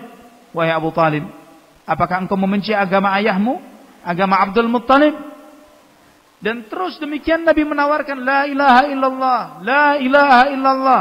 Namun demikian pula Abu Jahal mengatakan atakrahu an millati Abdul Muttalib? Apakah engkau membenci agamanya Abdul Muttalib? Terus demikian sampai di akhir kalimatnya Abu Talib berada di atas agama Abdul Muttalib, tidak mau mengucapkan kalimat la ilaha illallah, tidak mau mengucapkan kalimat la ilaha illallah. Mati dalam keadaan su'ul khatimah, wal iyadhu billah. Sampai Nabi SAW kemudian dengan menangis beliau mengatakan, amma wallahi la astaghfiranna lak ma lam unha ank. Demi Allah, aku akan selalu memintakan ampun untukmu wahai pamanku selama aku tidak dilarang oleh Allah Subhanahu wa taala. Namun tidak lama turunlah firman Allah Subhanahu wa taala dalam surat At-Taubah ayat 113, "Maka kana lin nabiyyi wal ladzina amanu ay yastaghfiru lil musyrikin walau kanu uli qurba min ba'di ma tabayyana lahum annahum ashabul jahim." Tidak sepantasnya bagi nabi dan orang-orang beriman untuk memintakan ampun bagi orang-orang musyrik walaupun kerabatnya sendiri setelah jelas bagi mereka bahwa mereka calon penghuni neraka jahanam. Dan terkait Abu Talib, Allah Subhanahu wa taala berfirman kepada Rasulullah SAW dalam surat Al-Qasas ayat 56, "Innaka la tahdi man ahbabta, walakinallaha yahdi man yasha, wa huwa a'lamu bil muhtadin." Sesungguhnya engkau Muhammad tidak bisa memberikan petunjuk kepada siapa yang kau cintai, namun Allah Subhanahu wa taala memberi petunjuk kepada siapa yang Allah kehendaki, dan Dia Maha tahu terhadap siapa yang berhak mendapatkan hidayah. Ikhwatan iman, rahimani wa rahimakumullah. Antum melihat dalam kisah ini, Abu Talib semasa hidupnya adalah tameng hidup Rasulullah sallallahu alaihi wasallam. Dia menjadi tameng hidup, tidak seperti Abu Lahab. Ya, Abu Lahab memang musuh dakwah Rasulullah SAW sejak awal. Tapi Abu Talib tameng hidup Nabi sallallahu alaihi wasallam. Sehingga ketika terjadi boikot dan embargo terhadap Bani Hashim, ya, Abu Talib termasuk yang kena dampaknya. Bani Hashim semuanya terkena dampaknya. Dan Abu Talib sabar merasakan hal itu. Bukan sehari, 2 hari, seminggu, 2 minggu, sebulan, 2 bulan. 3 tahun mereka mengalami hal itu. Termasuk Abu Talib di dalam hal ini. Dengan kekafirannya, dengan kemusyrikannya. Tapi dia tidak akan membiarkan keponakannya disakiti. Demikian pula Bani Hashim tidak akan membiarkan manusia terbaik mereka, yang sebelum mendakwahkan Islam dikenal sebagai Al-Amin, kemudian dibiarkan begitu saja dibunuh oleh orang-orang Quraisy. Tapi antum lihat, karena salah memilih teman, dan teman yang buruk ini ikhwatal iman, sampai membawanya su'ul khatimah di detik-detik terakhir yang semestinya dia mengharapkan kebaikan. Dan berapa banyak karena salah memilih teman, kemudian seseorang itu ketika meninggal dunia tidak ditunaikan haknya sebagai seorang mayit, sebagai jenazah yang semestinya dirawat dengan baik.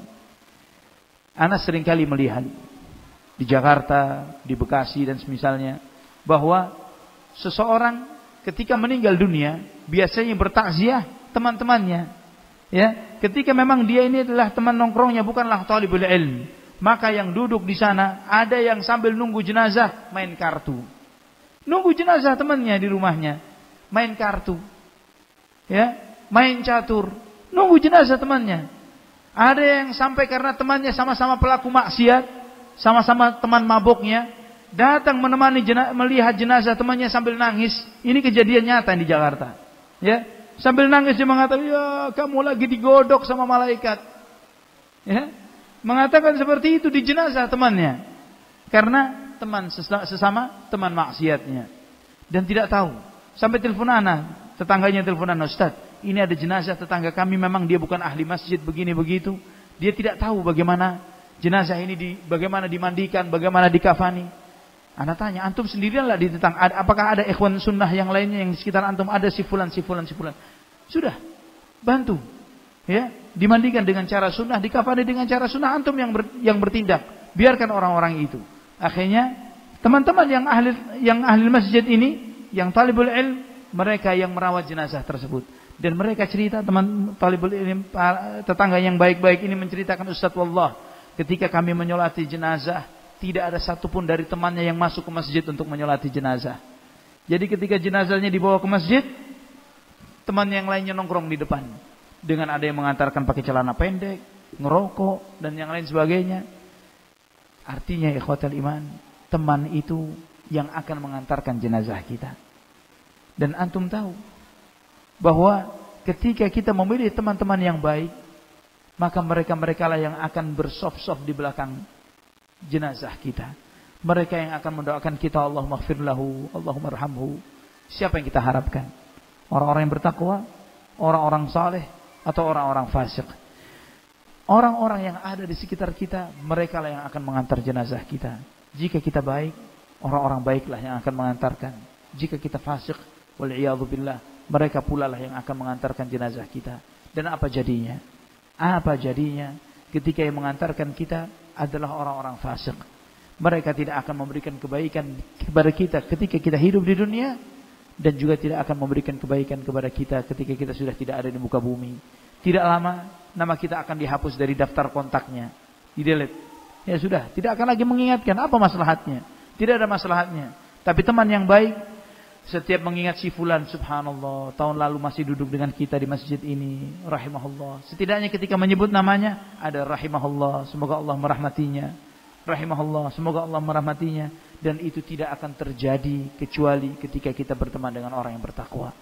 Mungkin ini kita break dulu untuk salat maghrib.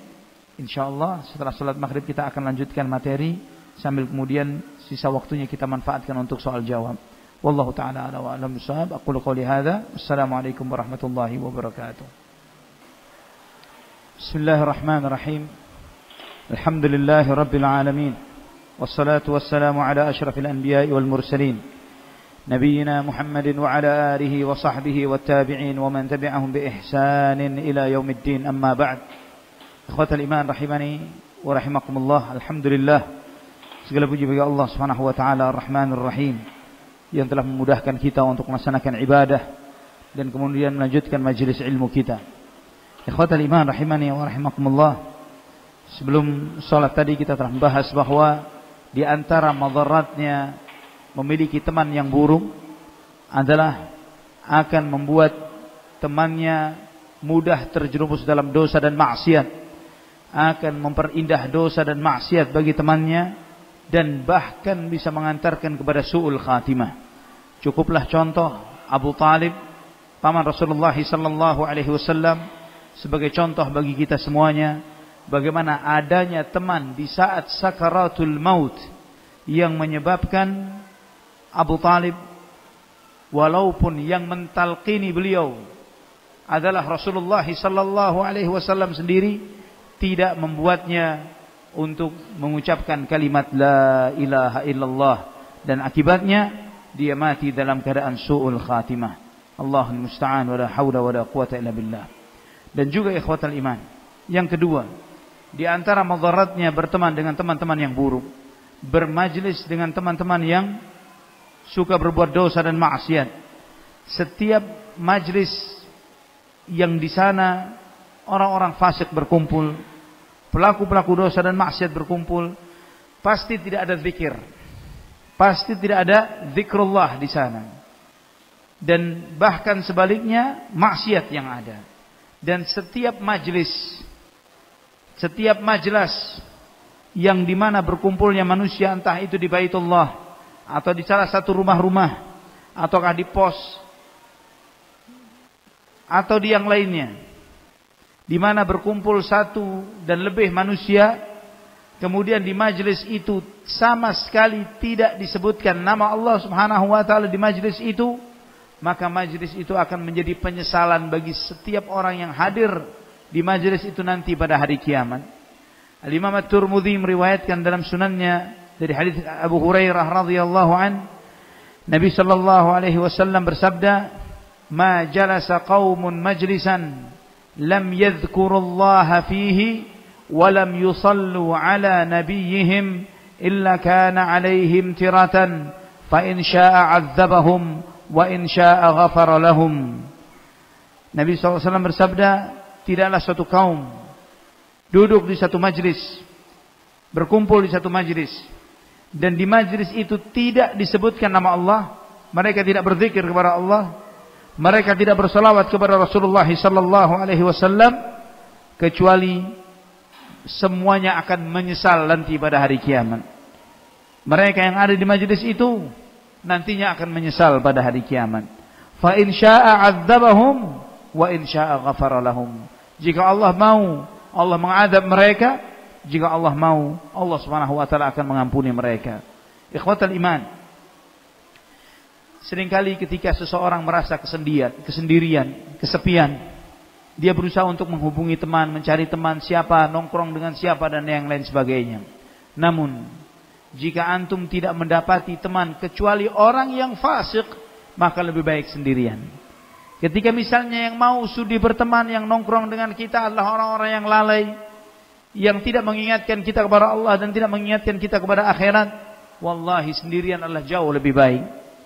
Imam Syafi'i pernah menyampaikan di dalam salah satu syairnya, "Idza lam ajid khillan taqiyan fa wihdati aladh wa ashha min ghawiyyin u'ashiruhu wa ajlisu wahdi lil ibadati aminan aqarru li'aini min jalisin uhadhiruhu."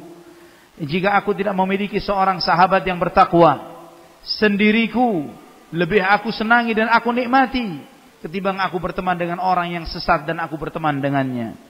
Aku duduk sendirian untuk ibadah, merasa nyaman dan tentram dengan itu, lebih menyejukkan hatiku ketimbang aku duduk dengan seseorang yang aku harus waspada karena dosa-dosa yang keluar dari lisannya.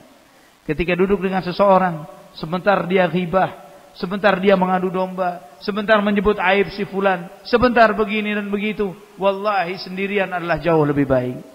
Wallahi sendirian jauh lebih baik. Ikhwatal iman rahimani wa rahimakumullah. Dan nikmatnya ahlul ilm, nikmatnya talibul ilm tidak pernah merasa sendirian. Nikmatnya seorang yang belajar agama ini tidak pernah sendirian, tidak pernah kesepian. Karena selalu ada temannya. Ana ketika masih masa-masa belajar waktu SMA, ana tinggal dengan salah seorang paman ana, seorang ustaz rahimahullah di Surabaya dulu. Dan beliau tidak punya anak. Ketika istri yang meninggal, ana yang diambil untuk menemani beliau rahimahullah. Dan biasa ketika anak SMA ini, biasa kalau pulang enggak selalu tepat waktu, mesti telat-telat. Bahkan kadang sampai malam baru anak pulang.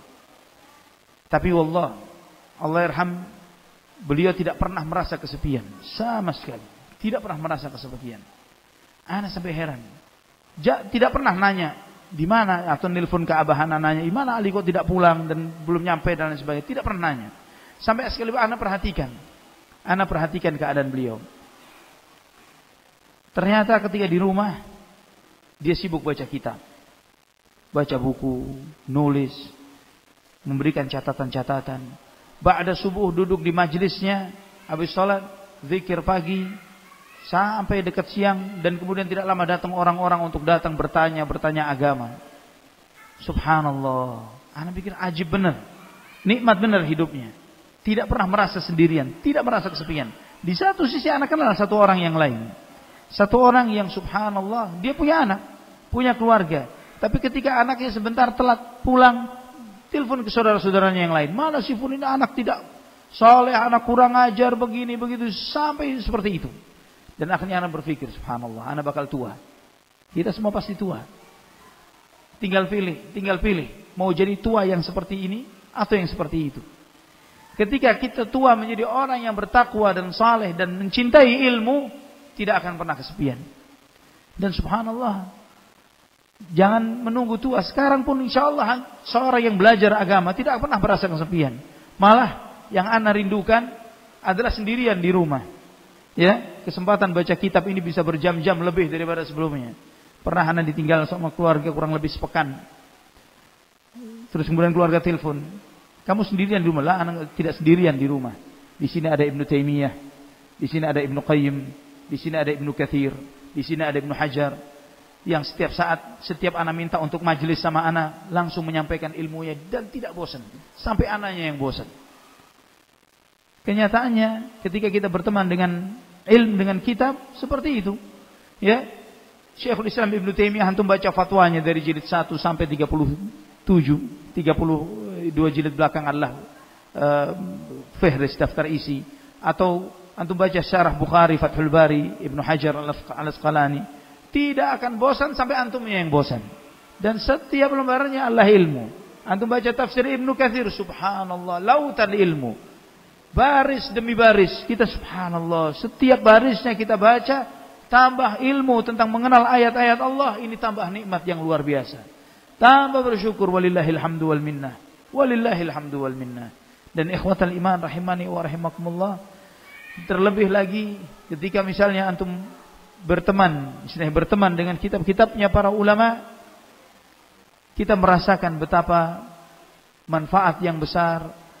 Di samping juga mendoakan mereka, dan insya Allah kita masuk ke dalam barisan mereka nanti pada yaumul qiyamah.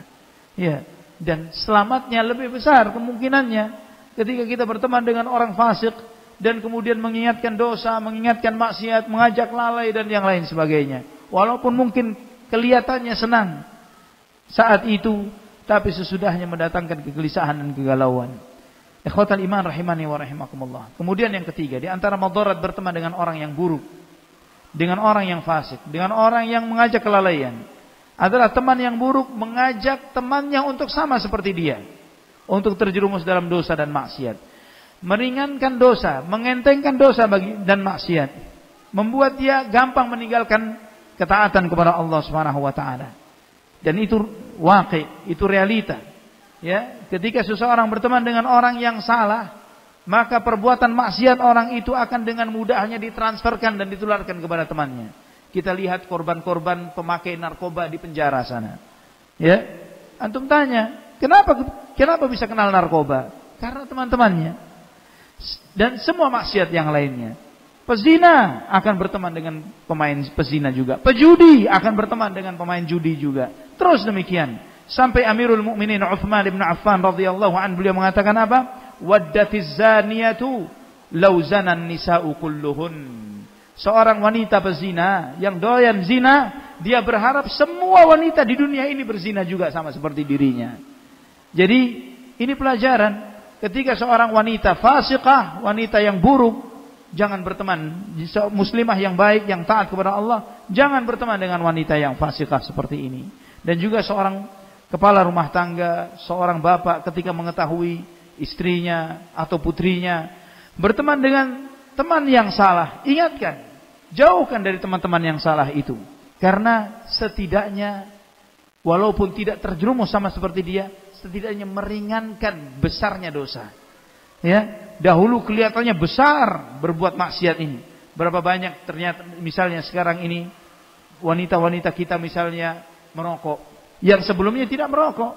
Kenapa mudah merokok? Karena melihat temannya merokok dan menganggap enteng. Setidaknya awalnya, oh sudah biasa, teman saya. Akhirnya dia secara tidak dia sadari, akhirnya dia terjerumus dalam hal yang serupa. Allahul musta'an. Ikhwatal iman rahimani wa rahimakumullah. Dan juga teman yang buruk, sedikit masalah sudah menyebabkan perpecahan dan perselisihan. Dan masalah-masalah yang remeh, urusan-urusan yang sifatnya duniawi dan bahkan tidak ada nilainya.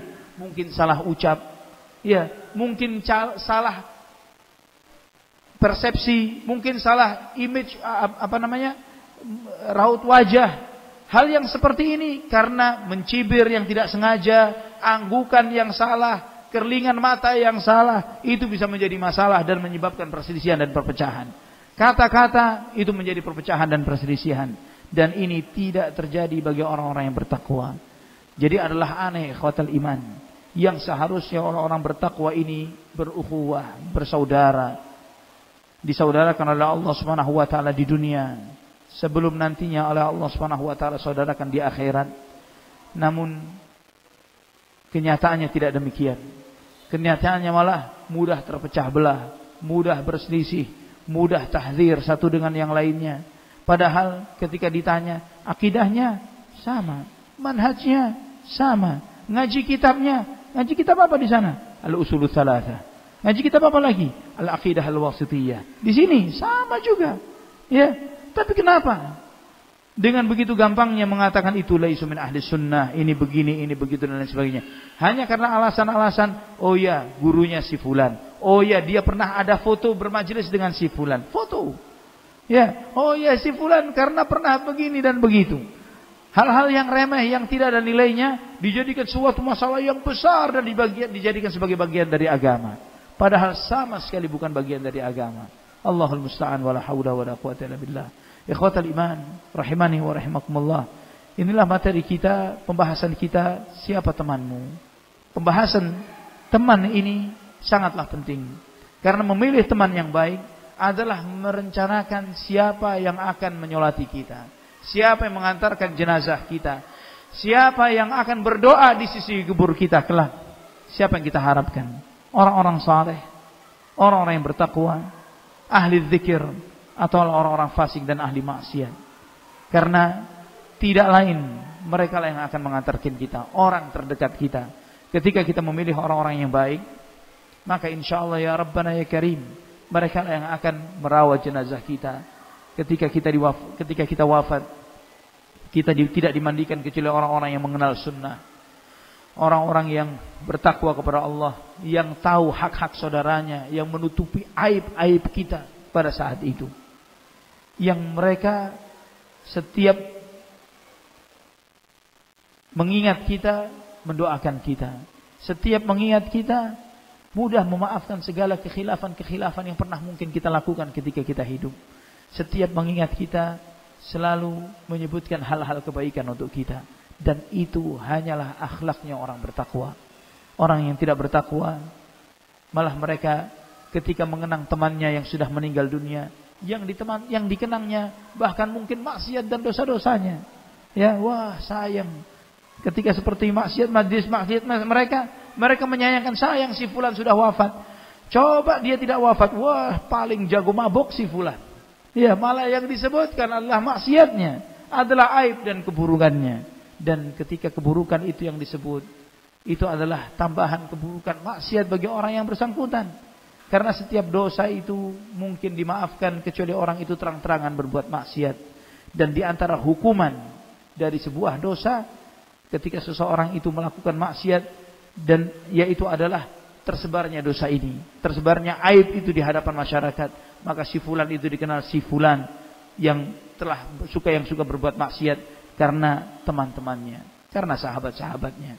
Berbeda dengan orang yang taubat dari maksiat, walaupun sebagian besar umurnya habis dengan dosa dan maksiat, kemudian dia taubat, dia hijrah, dia pilih teman-teman yang baik. Antum lihat orang-orang yang telah hijrah dari kubangan dosa dan maksiat, mereka saat ini tidak dilihat, tidak didengar, tidak dikenang kecuali kebaikannya. Semua masa kelam dosa dan maksiatnya dahulu dilupakan, padahal dia masih hidup. Sekarang dikenal, alhamdulillah si fulan yang telah hijrah, alhamdulillah si fulan yang telah taubat, alhamdulillah seperti ini. Sudah dilupakan segala masa-masa kelam dan maksiatnya dahulu. Dan ingat, Allah Subhanahu wa taala Tawwabul Ghafur, Maha menerima taubat, Maha pengampun. Tidak ada kata terlambat. Ketika kita merasa bahwa saat ini kita salah pilih teman yang mengajak kita kepada dosa dan maksiat, masih banyak kesempatan selama roh ini masih di jasad kita, selama roh ini belum sampai ke kerongkongan, pintu taubat selalu terbuka. Selalu terbuka. Ingat, tidak ada istilah dosa besar di hadapan ampunan Allah Subhanahu wa taala ketika seseorang mau bertaubat. Ketika kita bertaubat, sebesar apapun dosa itu pasti dimaafkan oleh Allah Subhanahu wa taala. Pasti Allah maafkan. Sebagaimana kata Imam Syafi'i rahimahullah, ta'azamani dzambi falamma qarantuhu bi'afwika kana 'afwuka a'zama. Ya Allah, dosaku begitu besarnya, namun ketika aku bandingkan dosa-dosa aku ini dengan ampunanmu ya Allah, ampunanmu jauh lebih besar dari dosa-dosaku. Ini ikhwatal iman, rahimani wa rahimakumullah, pembahasan kita. Silahkan jika ada yang ingin ditanyakan dari materi yang telah disampaikan. Barakallahu fikum. Kafir, munafik, fasik. Apa bedanya antara kafir, munafik, dan fasik? Fasik ini adalah orang yang suka melakukan maksiat, maka disebut fasik. Fasik ini masih muslim, tapi dia masih melakukan dosa dan maksiat, dan suka melakukan dosa dan maksiat. Apakah setiap orang yang berbuat dosa dan maksiat disebut fasik? Tidak. Tidak setiap orang yang berbuat dosa dan maksiat disebut fasik. Kenapa? Karena orang yang bertakwa Bisa terjerumus dalam dosa, walaupun dosa besar. Wa idza fa'alu fahishatan aw zalamu anfusahum dzakarullaha fastaghfiru lidzunubihim wa man yaghfiru dzunuba illa Allah wa lam yusirru 'ala ma fa'alu wa hum ya'lamun. Allah Subhanahu wa taala ketika menyebutkan ciri-ciri orang bertakwa, wa idza fa'alu fahishatan aw zalamu anfusahum, ketika mereka melakukan suatu perbuatan fahisyah, perbuatan keji, ini menunjukkan dosa besar, atau ketika mereka berbuat zalim terhadap diri mereka sendiri, dzakarullah fastaghfiru lidzunubihim, mereka ingat kepada Allah, mereka beristighfar terhadap dosa-dosa mereka, walam yusirru 'ala ma fa'alu wa hum ya'lamun, ya, dan mereka tidak terus-menerus dalam dosanya sedangkan mereka menyadarinya. Ini bedanya orang bertakwa yang terjerumus dalam dosa dan orang fasik. Orang bertakwa bukan berarti ketika orang bertakwa itu jadi orang bertakwa kemudian maksum. Lah, orang bertakwa itu tidak maksum. Orang bertakwa mungkin terjerumus dalam dosa. Dosa besar mungkin juga terjerumus dalam dosa besar. Ya, tapi dia tidak musir, tidak terus-terusan di sana. Dia bergegas ingin taubat, menyesal, merasa dirinya najis dan kotor terhadap dosa-dosanya. Ini bedanya orang bertakwa dan orang fasik. Orang fasik diulangi, ya, meriang kalau tidak berbuat dosa. Ya, kalau berbuat taat malah gerah. Tapi ketika berbuat maksiat malah bahagia, senang dia. Ya, mencintai dosa dan maksiat. Ini bedanya fasik dan orang yang bertakwa. Bagaimana dengan orang kafir dan munafik? Orang kafir dan munafik ini sama-sama kafirnya. Orang kafir dan munafik sama-sama kafirnya. Bedanya adalah kalau orang kafir zahir dan batinnya kafir. Zahir dan batinnya kafir. Tapi orang-orang munafik zahirnya mukmin, batinnya kafir. Orang-orang munafik zahirnya mukmin, batinnya kafir. Ini lebih berbahaya ketimbang orang-orang kafir. Ya, Allah barik fiik. Maka di awal surat Al-Baqarah ketika Allah Subhanahu wa taala menyebutkan sifatnya orang bertakwa, Allah menyebutkan 4 ayat sebut sifat orang bertakwa. Ketika menyebutkan sifatnya orang kafir, Allah sebutkan 2 ayat. Ketika menyebutkan sifatnya orang munafik, Allah sebutkan 11 ayat. Di awal surat Al-Baqarah, ya, disebutkan cirinya orang munafik begitu banyak yang di dalam Al-Qur'anul Karim. Ya, dan itu dalam Al-Baqarah, Ali Imran, An-Nisa, ada satu surat Al-Munafiqun, surat At-Taubah. Ya, Allah SWT menyebutkan banyak sifat-sifat orang-orang munafik. Saking banyaknya ini dijelaskan oleh para ulama, ini menunjukkan, mengindikasikan bahwa orang munafik ini jumlahnya yang paling banyak. Sebagaimana disampaikan oleh Imam Ibnu Qayyim rahimahullah dalam Madarijus Salikin, beliau mengatakan banyaknya Allah menyebutkan ciri orang munafik di dalam Al-Quran menunjukkan bahwa jumlah mereka paling banyak dibandingkan orang beriman. Sampai ada seorang berdoa di hadapan Hudzaifah ibnul Yaman, Allahumma ahlikil kafarata wal munafiqin. Ya Allah, binasakanlah orang-orang kafir dan orang-orang munafik. Berdoa di depan Ka'bah. Apa kata Hudzaifah ibnul Yaman? Kalau doamu didengarkan, jalanan bakal sepi. Ya, saking banyaknya orang munafik, jalanan bakal sepi ketika doamu dikabulkan oleh Allah Subhanahu wa taala. Baik, ada lagi yang tanyakan? Ketika kita dilarang untuk berteman dengan orang kafir, orang munafik, orang fasik, terus bagaimana kita mendakwahi mereka? Ini pertanyaan, Masya Allah. Barakallahu fiik. Ikhwatal iman rahimani wa rahimakumullah. Ketika kita mendakwahi seseorang, terutama mereka-mereka yang kafir atau fasik, tidak harus kita menjadi teman mereka. Dan uswah yang terbaik bagi kita dalam hal ini adalah Nabi kita Muhammad bin Abdullah sallallahu alaihi wasallam. Ya. Beliau bukanlah, ya, orang yang kuper, yang pulang pergaulan, yang tidak berbaur dengan manusia. Jika kita gambarkan Nabi kita Muhammad sallallahu alaihi wasallam seperti sebagian kita saat ini, kalau sudah menjadi orang baik, orang soleh, orang bertakwa, urusannya cuma rumah masjid, muamalah cuma sekedarnya saja, tidak mau kenal orang, tidak ketemu orang, tidak berbaur dengan manusia. Jika Nabi SAW seperti itu, Islam tidak akan sampai ke sini. Ya, tapi Nabi SAW berbaur dengan mereka.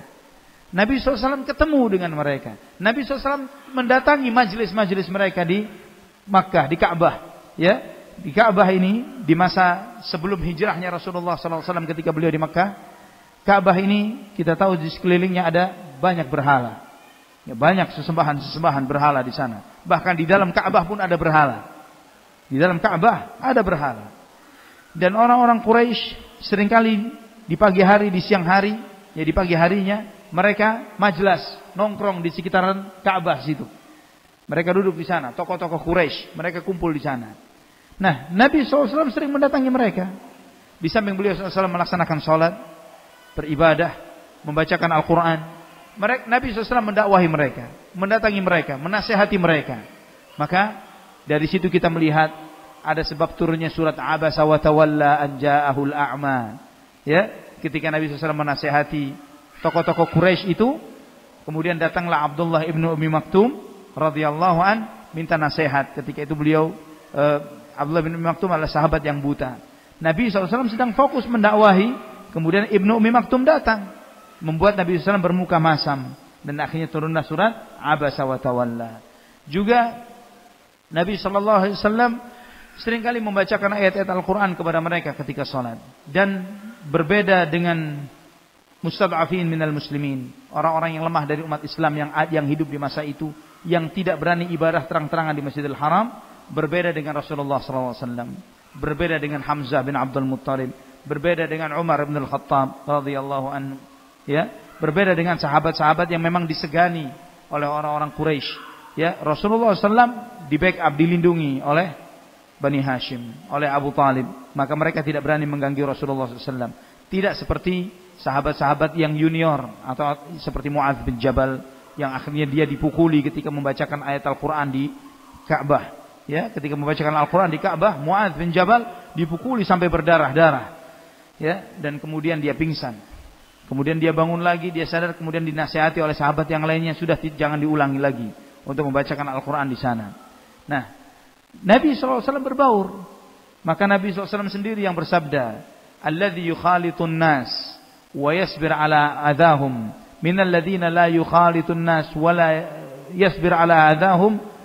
Nabi SAW menyebutkan orang yang berbaur dengan sesama manusia dan sabar terhadap gangguan-gangguan mereka, dibandingkan dengan orang yang tidak berbaur dan tidak sabar dengan gangguan-gangguan mereka. Yang paling baik dan yang lebih dicintai oleh Allah Subhanahu wa taala adalah yang berbaur dan bersabar dengan gangguan-gangguan mereka. Jadi kita harus berbaur. Terlebih lagi sudah ngaji, sudah belajar agama, sudah mengetahui mana yang hak dan yang batil, mengetahui mana tauhid, mana syirik, mengetahui mana sunnah, mana bid'ah. Bukan malah kita mengucil diri, ya, tapi malah berbaur untuk mengenalkan kebaikan ini. Kita jika sudah tahu mana yang benar, maka tugas kita adalah tawasau bil haqqi tawasau bis sabr. Dan bagaimana kita bisa tawasau bil haqqi tawasau bis sabr kalau kita menutup diri dari orang lain? Kita kumpul, bergaul dengan orang. Dan ketika kita melihat seseorang itu di atas kebatilan, kita coba nasihati dengan cara yang baik. Dalam muamalah kita, dalam jual beli kita, dalam segala transaksi kehidupan sehari-hari, dalam pertemanan dan yang lain sebagainya. Dengan itu dakwah ini tertularkan, tersebarkan. Namun ketika sudah ngaji, kemudian kita nggak kenal tetangga, tidak punya teman, tidak punya ini dan itu, hanya kumpul di majelis ilmu saja di rumah, nggak kenal dengan tetangga, tidak punya sahabat dan lain sebagainya. Bukan seperti itu maksud dari belajar agama. Belajar agama ini, kemudian kita nasihati yang lain yang belum kenal agama supaya mengenal agama. Dari keluarga kita, dari tetangga kita, dari kerabat kita. Dan anehnya kalau kita sudah punya ilmu, seperti orang yang sudah diimunisasi, ya, sudah tahu mana yang hak, mana yang batil. Sudah tahu mana yang benar dan mana yang salah, dan bisa membedakan keduanya. Harusnya sudah imun, tenang, santai, tidak malah menjadi a priori ketakutan, ya, dan kemudian jaga jarak dengan orang lain. Lah, tidak seperti itu.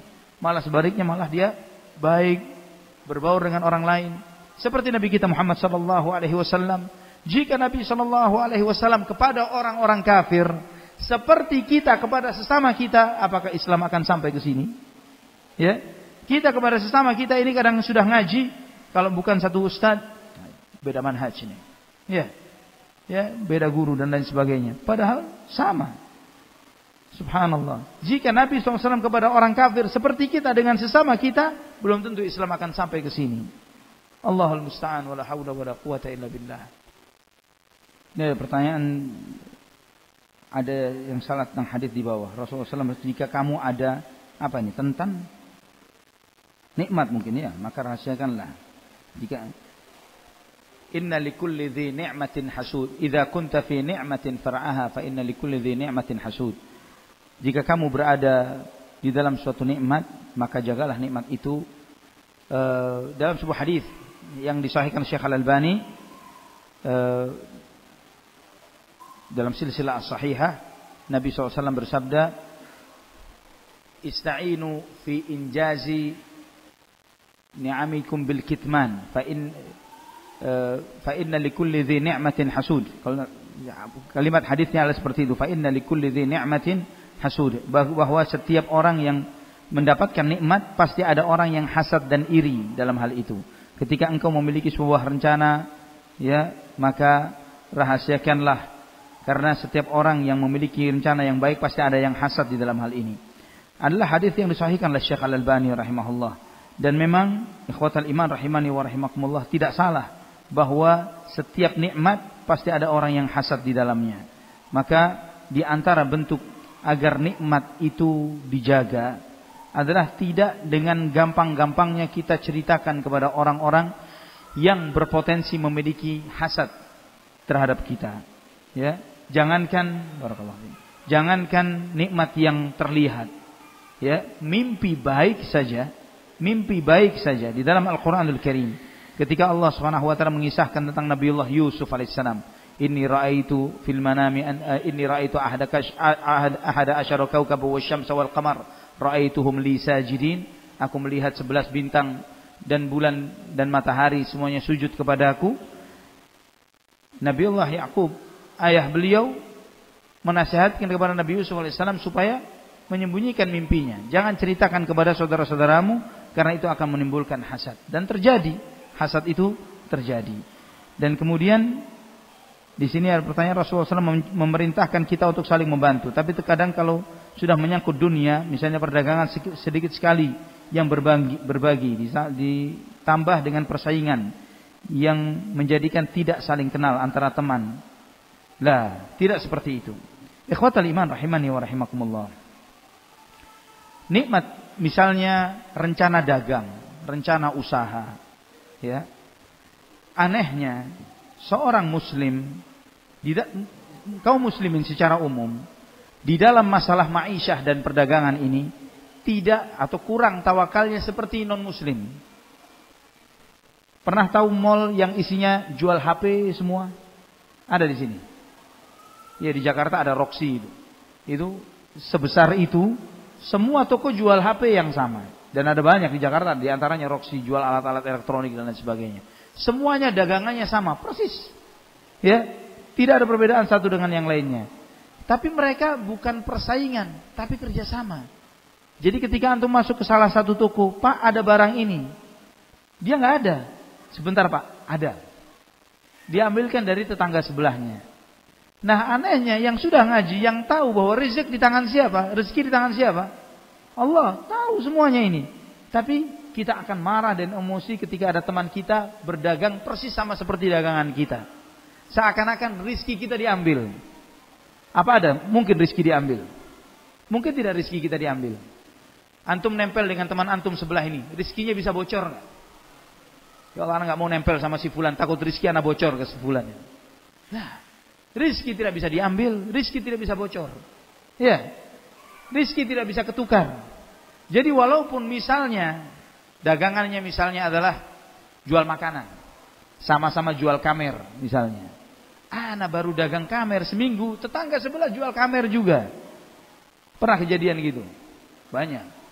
Akhirnya kita marah, kita emosi, kita berkelahi dan lain sebagainya. Subhanallah ya akhi, rizki tidak tertukar.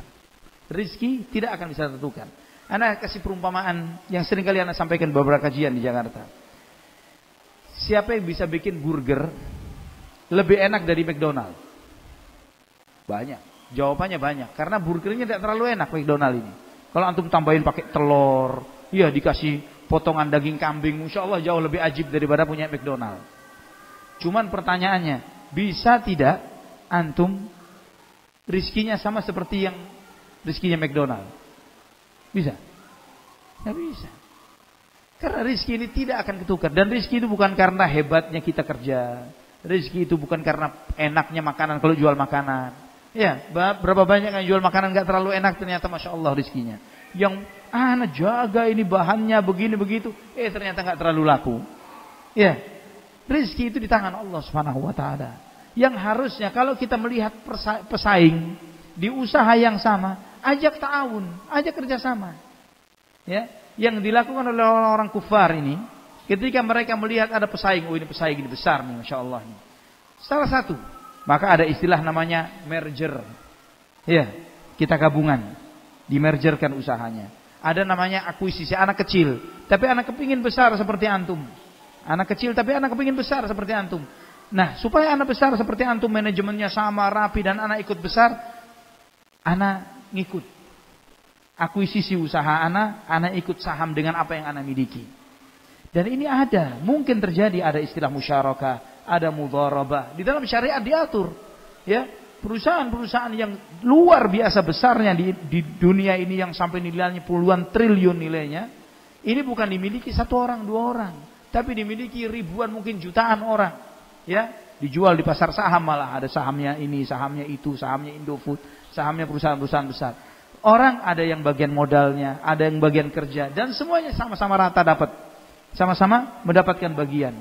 Jika hatinya umat Islam dalam urusan dunia seperti mereka, jauh lebih berkah, jauh lebih berkah. Namun kita seakan-akan tidak tahu dan tidak yakin bahwa rezeki itu di tangan Allah Subhanahu Wa Taala, sehingga ketika terjadi persaingan seperti ini tidak mau saling kenal. Allahul musta'an, wala haula wala quwwata illa billah. Ya, ketika diundang oleh teman suatu hajatan yang di dalamnya ada bid'ah atau maksiat, bagaimana? Tidak perlu hadir, tidak boleh hadir. Dan bagaimana supaya kita tidak menyakiti hatinya? Hadir sebelum atau sesudah acara. Ya, acaranya maghrib sampai isya, datang ba'da asar. Afwan, yang ntar malam anak nggak bisa datang. Atau datang sesudahnya, besoknya. Afwan, semalam anak nggak bisa datang. Dia tidak akan tersinggung, ya.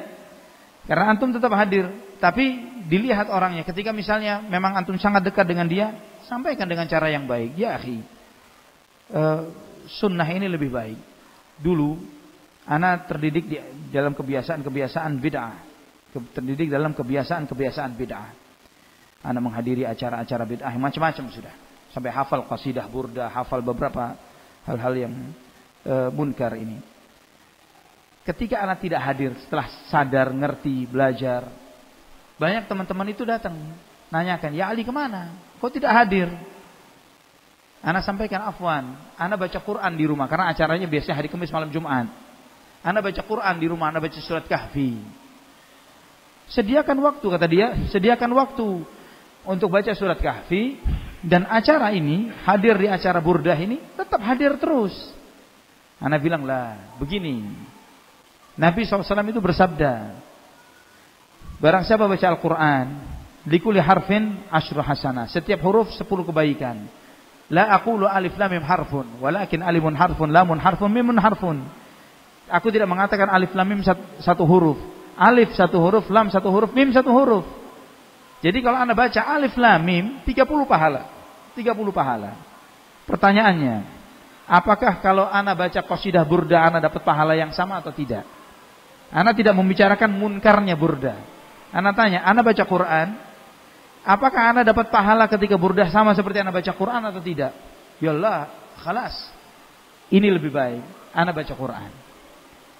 Jadi awal dia tidak tahu kalau Ana sudah alhamdulillah meninggalkan halal itu. Namun ketika 2 kali, 3 kali, 4 kali, dia terus menanyakan, akhirnya Ana sampaikan, ya akhi, yang antum baca ini ada kemunkarannya. Di dalamnya ada kalimat ini, ada itu. Yang isinya adalah kesyirikan dan yang sebagainya. Nah, di saat itu dia tahu sikap ana. Entah dia mendapatkan hidayah, mengikuti yang hak, atau dia akhirnya sadar bahwa ana meninggalkannya karena mengikuti al-haq. Wallahu a'lam bishawab. Bagaimana sikap kita terhadap teman-teman di medsos yang mencela dan menghardik ustadz-ustadz yang mengajar sunnah dengan kata-kata wahabi dan teroris dan sebagainya. Tidak perlu digubris. Ya. Tidak perlu setiap suara kita respon. Kata Imam Syafi'i rahimahullah, "Idza nataqa as-safihu fala tujibhu, fa khairun min ijabatihi as-sukutu. In kallamtahu farajta anhu, wa in khallaitahu kamadan yamutu." Kalau jika ada orang bodoh bicara, jangan dijawab, fala tujibhu, fa khairun min ijabatihi as-sukut. Jawaban yang terbaik buat dia, diam. In kallamtahu farajta anhu. Kalau kamu ajak bicara dia, kau respon, kamu ngasih jalan buat dia. Wa in khallaitahu kamadan yamutu. Ketika kamu diamkan, nanti dia akan diam pucat pasi. Dalam satu kesempatan lain Imam Syafi'i pernah dicecar, dihujat, dicaci maki, dicela-cela. Kemudian murid-muridnya mengatakan, "Ya Imam, engkau diam saja. Kenapa engkau tidak menjawab?" Kata Imam Syafi'i, "Qalu sakatta wa qad khusimta. Qultu lahum innal jawaba li babi syarri miftahu. As-samtu an jahilin aw ahmaqin syarafun wa fihi aidan li sawnil 'irdi islahu. Ama taral usda tukhsha wa hiya samitatun wal kalba tukhsa la'amri wa huwa nabbahu." Kata Imam Syafi'i rahimahullah, "Qalu sakatta wa qad khusimta." Mereka berkata kepadaku, "Kenapa kamu diam padahal kamu telah dibantah, telah dihina, dicela dan seperti ini?" Qultu lahum innal jawaba li babi syarri miftahu. Jika aku menjawab, jawabanku akan menjadi kunci bagi pintu keburukan. As-samtu an jahilin aw ahmakin syaraf. Diamnya dari orang bodoh atau orang dungu itu kemuliaan. Wa fihi aidan li sawnil 'irdi islahu. Dan juga di dalam diamnya itu menjaga harga diri dan kehormatan. Ama taral usda tukhsa wa hiya tukhsha wa hiya samita. Apakah engkau tidak perhatikan seekor singa betina diamnya saja ditakuti? Singa diamnya ditakuti. Wal kalba tukhsa la amri wa huwa nabbahu. Sedangkan anjing itu dilempari batu padahal suka menggonggong. Ini kata Imam Syafi'i rahimahullah, tidak perlu setiap ada orang menghujat dijawab. Diamkan. Apakah benar kita teroris? Abadan. Ya, insyaallah aparat pemerintah semuanya tahu bahwa kita yang anti, yang musuhnya para terorisme. Ya, mereka mau mengatakan kita yang lawannya terorisme dan tidak ada manhaj, tidak ada ilmu agama, akidah apapun di muka bumi ini yang bisa memberantas terorisme sampai paling akarnya melebihi akidah dan manhaj salaf. Tidak ada yang lain. Mau diajarkan dengan cara apa? Ya, mau dibelokkan dengan ideologi negara? Mereka sebentar ya keluar jadi teroris lagi. Tapi ketika diluruskan dengan akidah dan manhaj salaf, dipatahkan semua hujahnya, baru mereka sadar, oh ternyata selama ini kami salah. Selama ini kita menyimpang. Salah paham ayat, salah paham hadis, salah mengikuti orang, salah menggurukan guru. Akhirnya dia sadar dan taubat menjadi orang yang bermanhaj salaf dengan manhaj yang benar, dengan jalan yang benar. Wallahu taala ala wa alam bisawab. Sampai di sini ikhwatal iman. Aqulu qouli hadza, subhanakallahumma wa bihamdik, asyhadu an la ilaha illa anta astaghfiruka wa atubu ilaik. Wassalamu alaikum warahmatullahi wabarakatuh.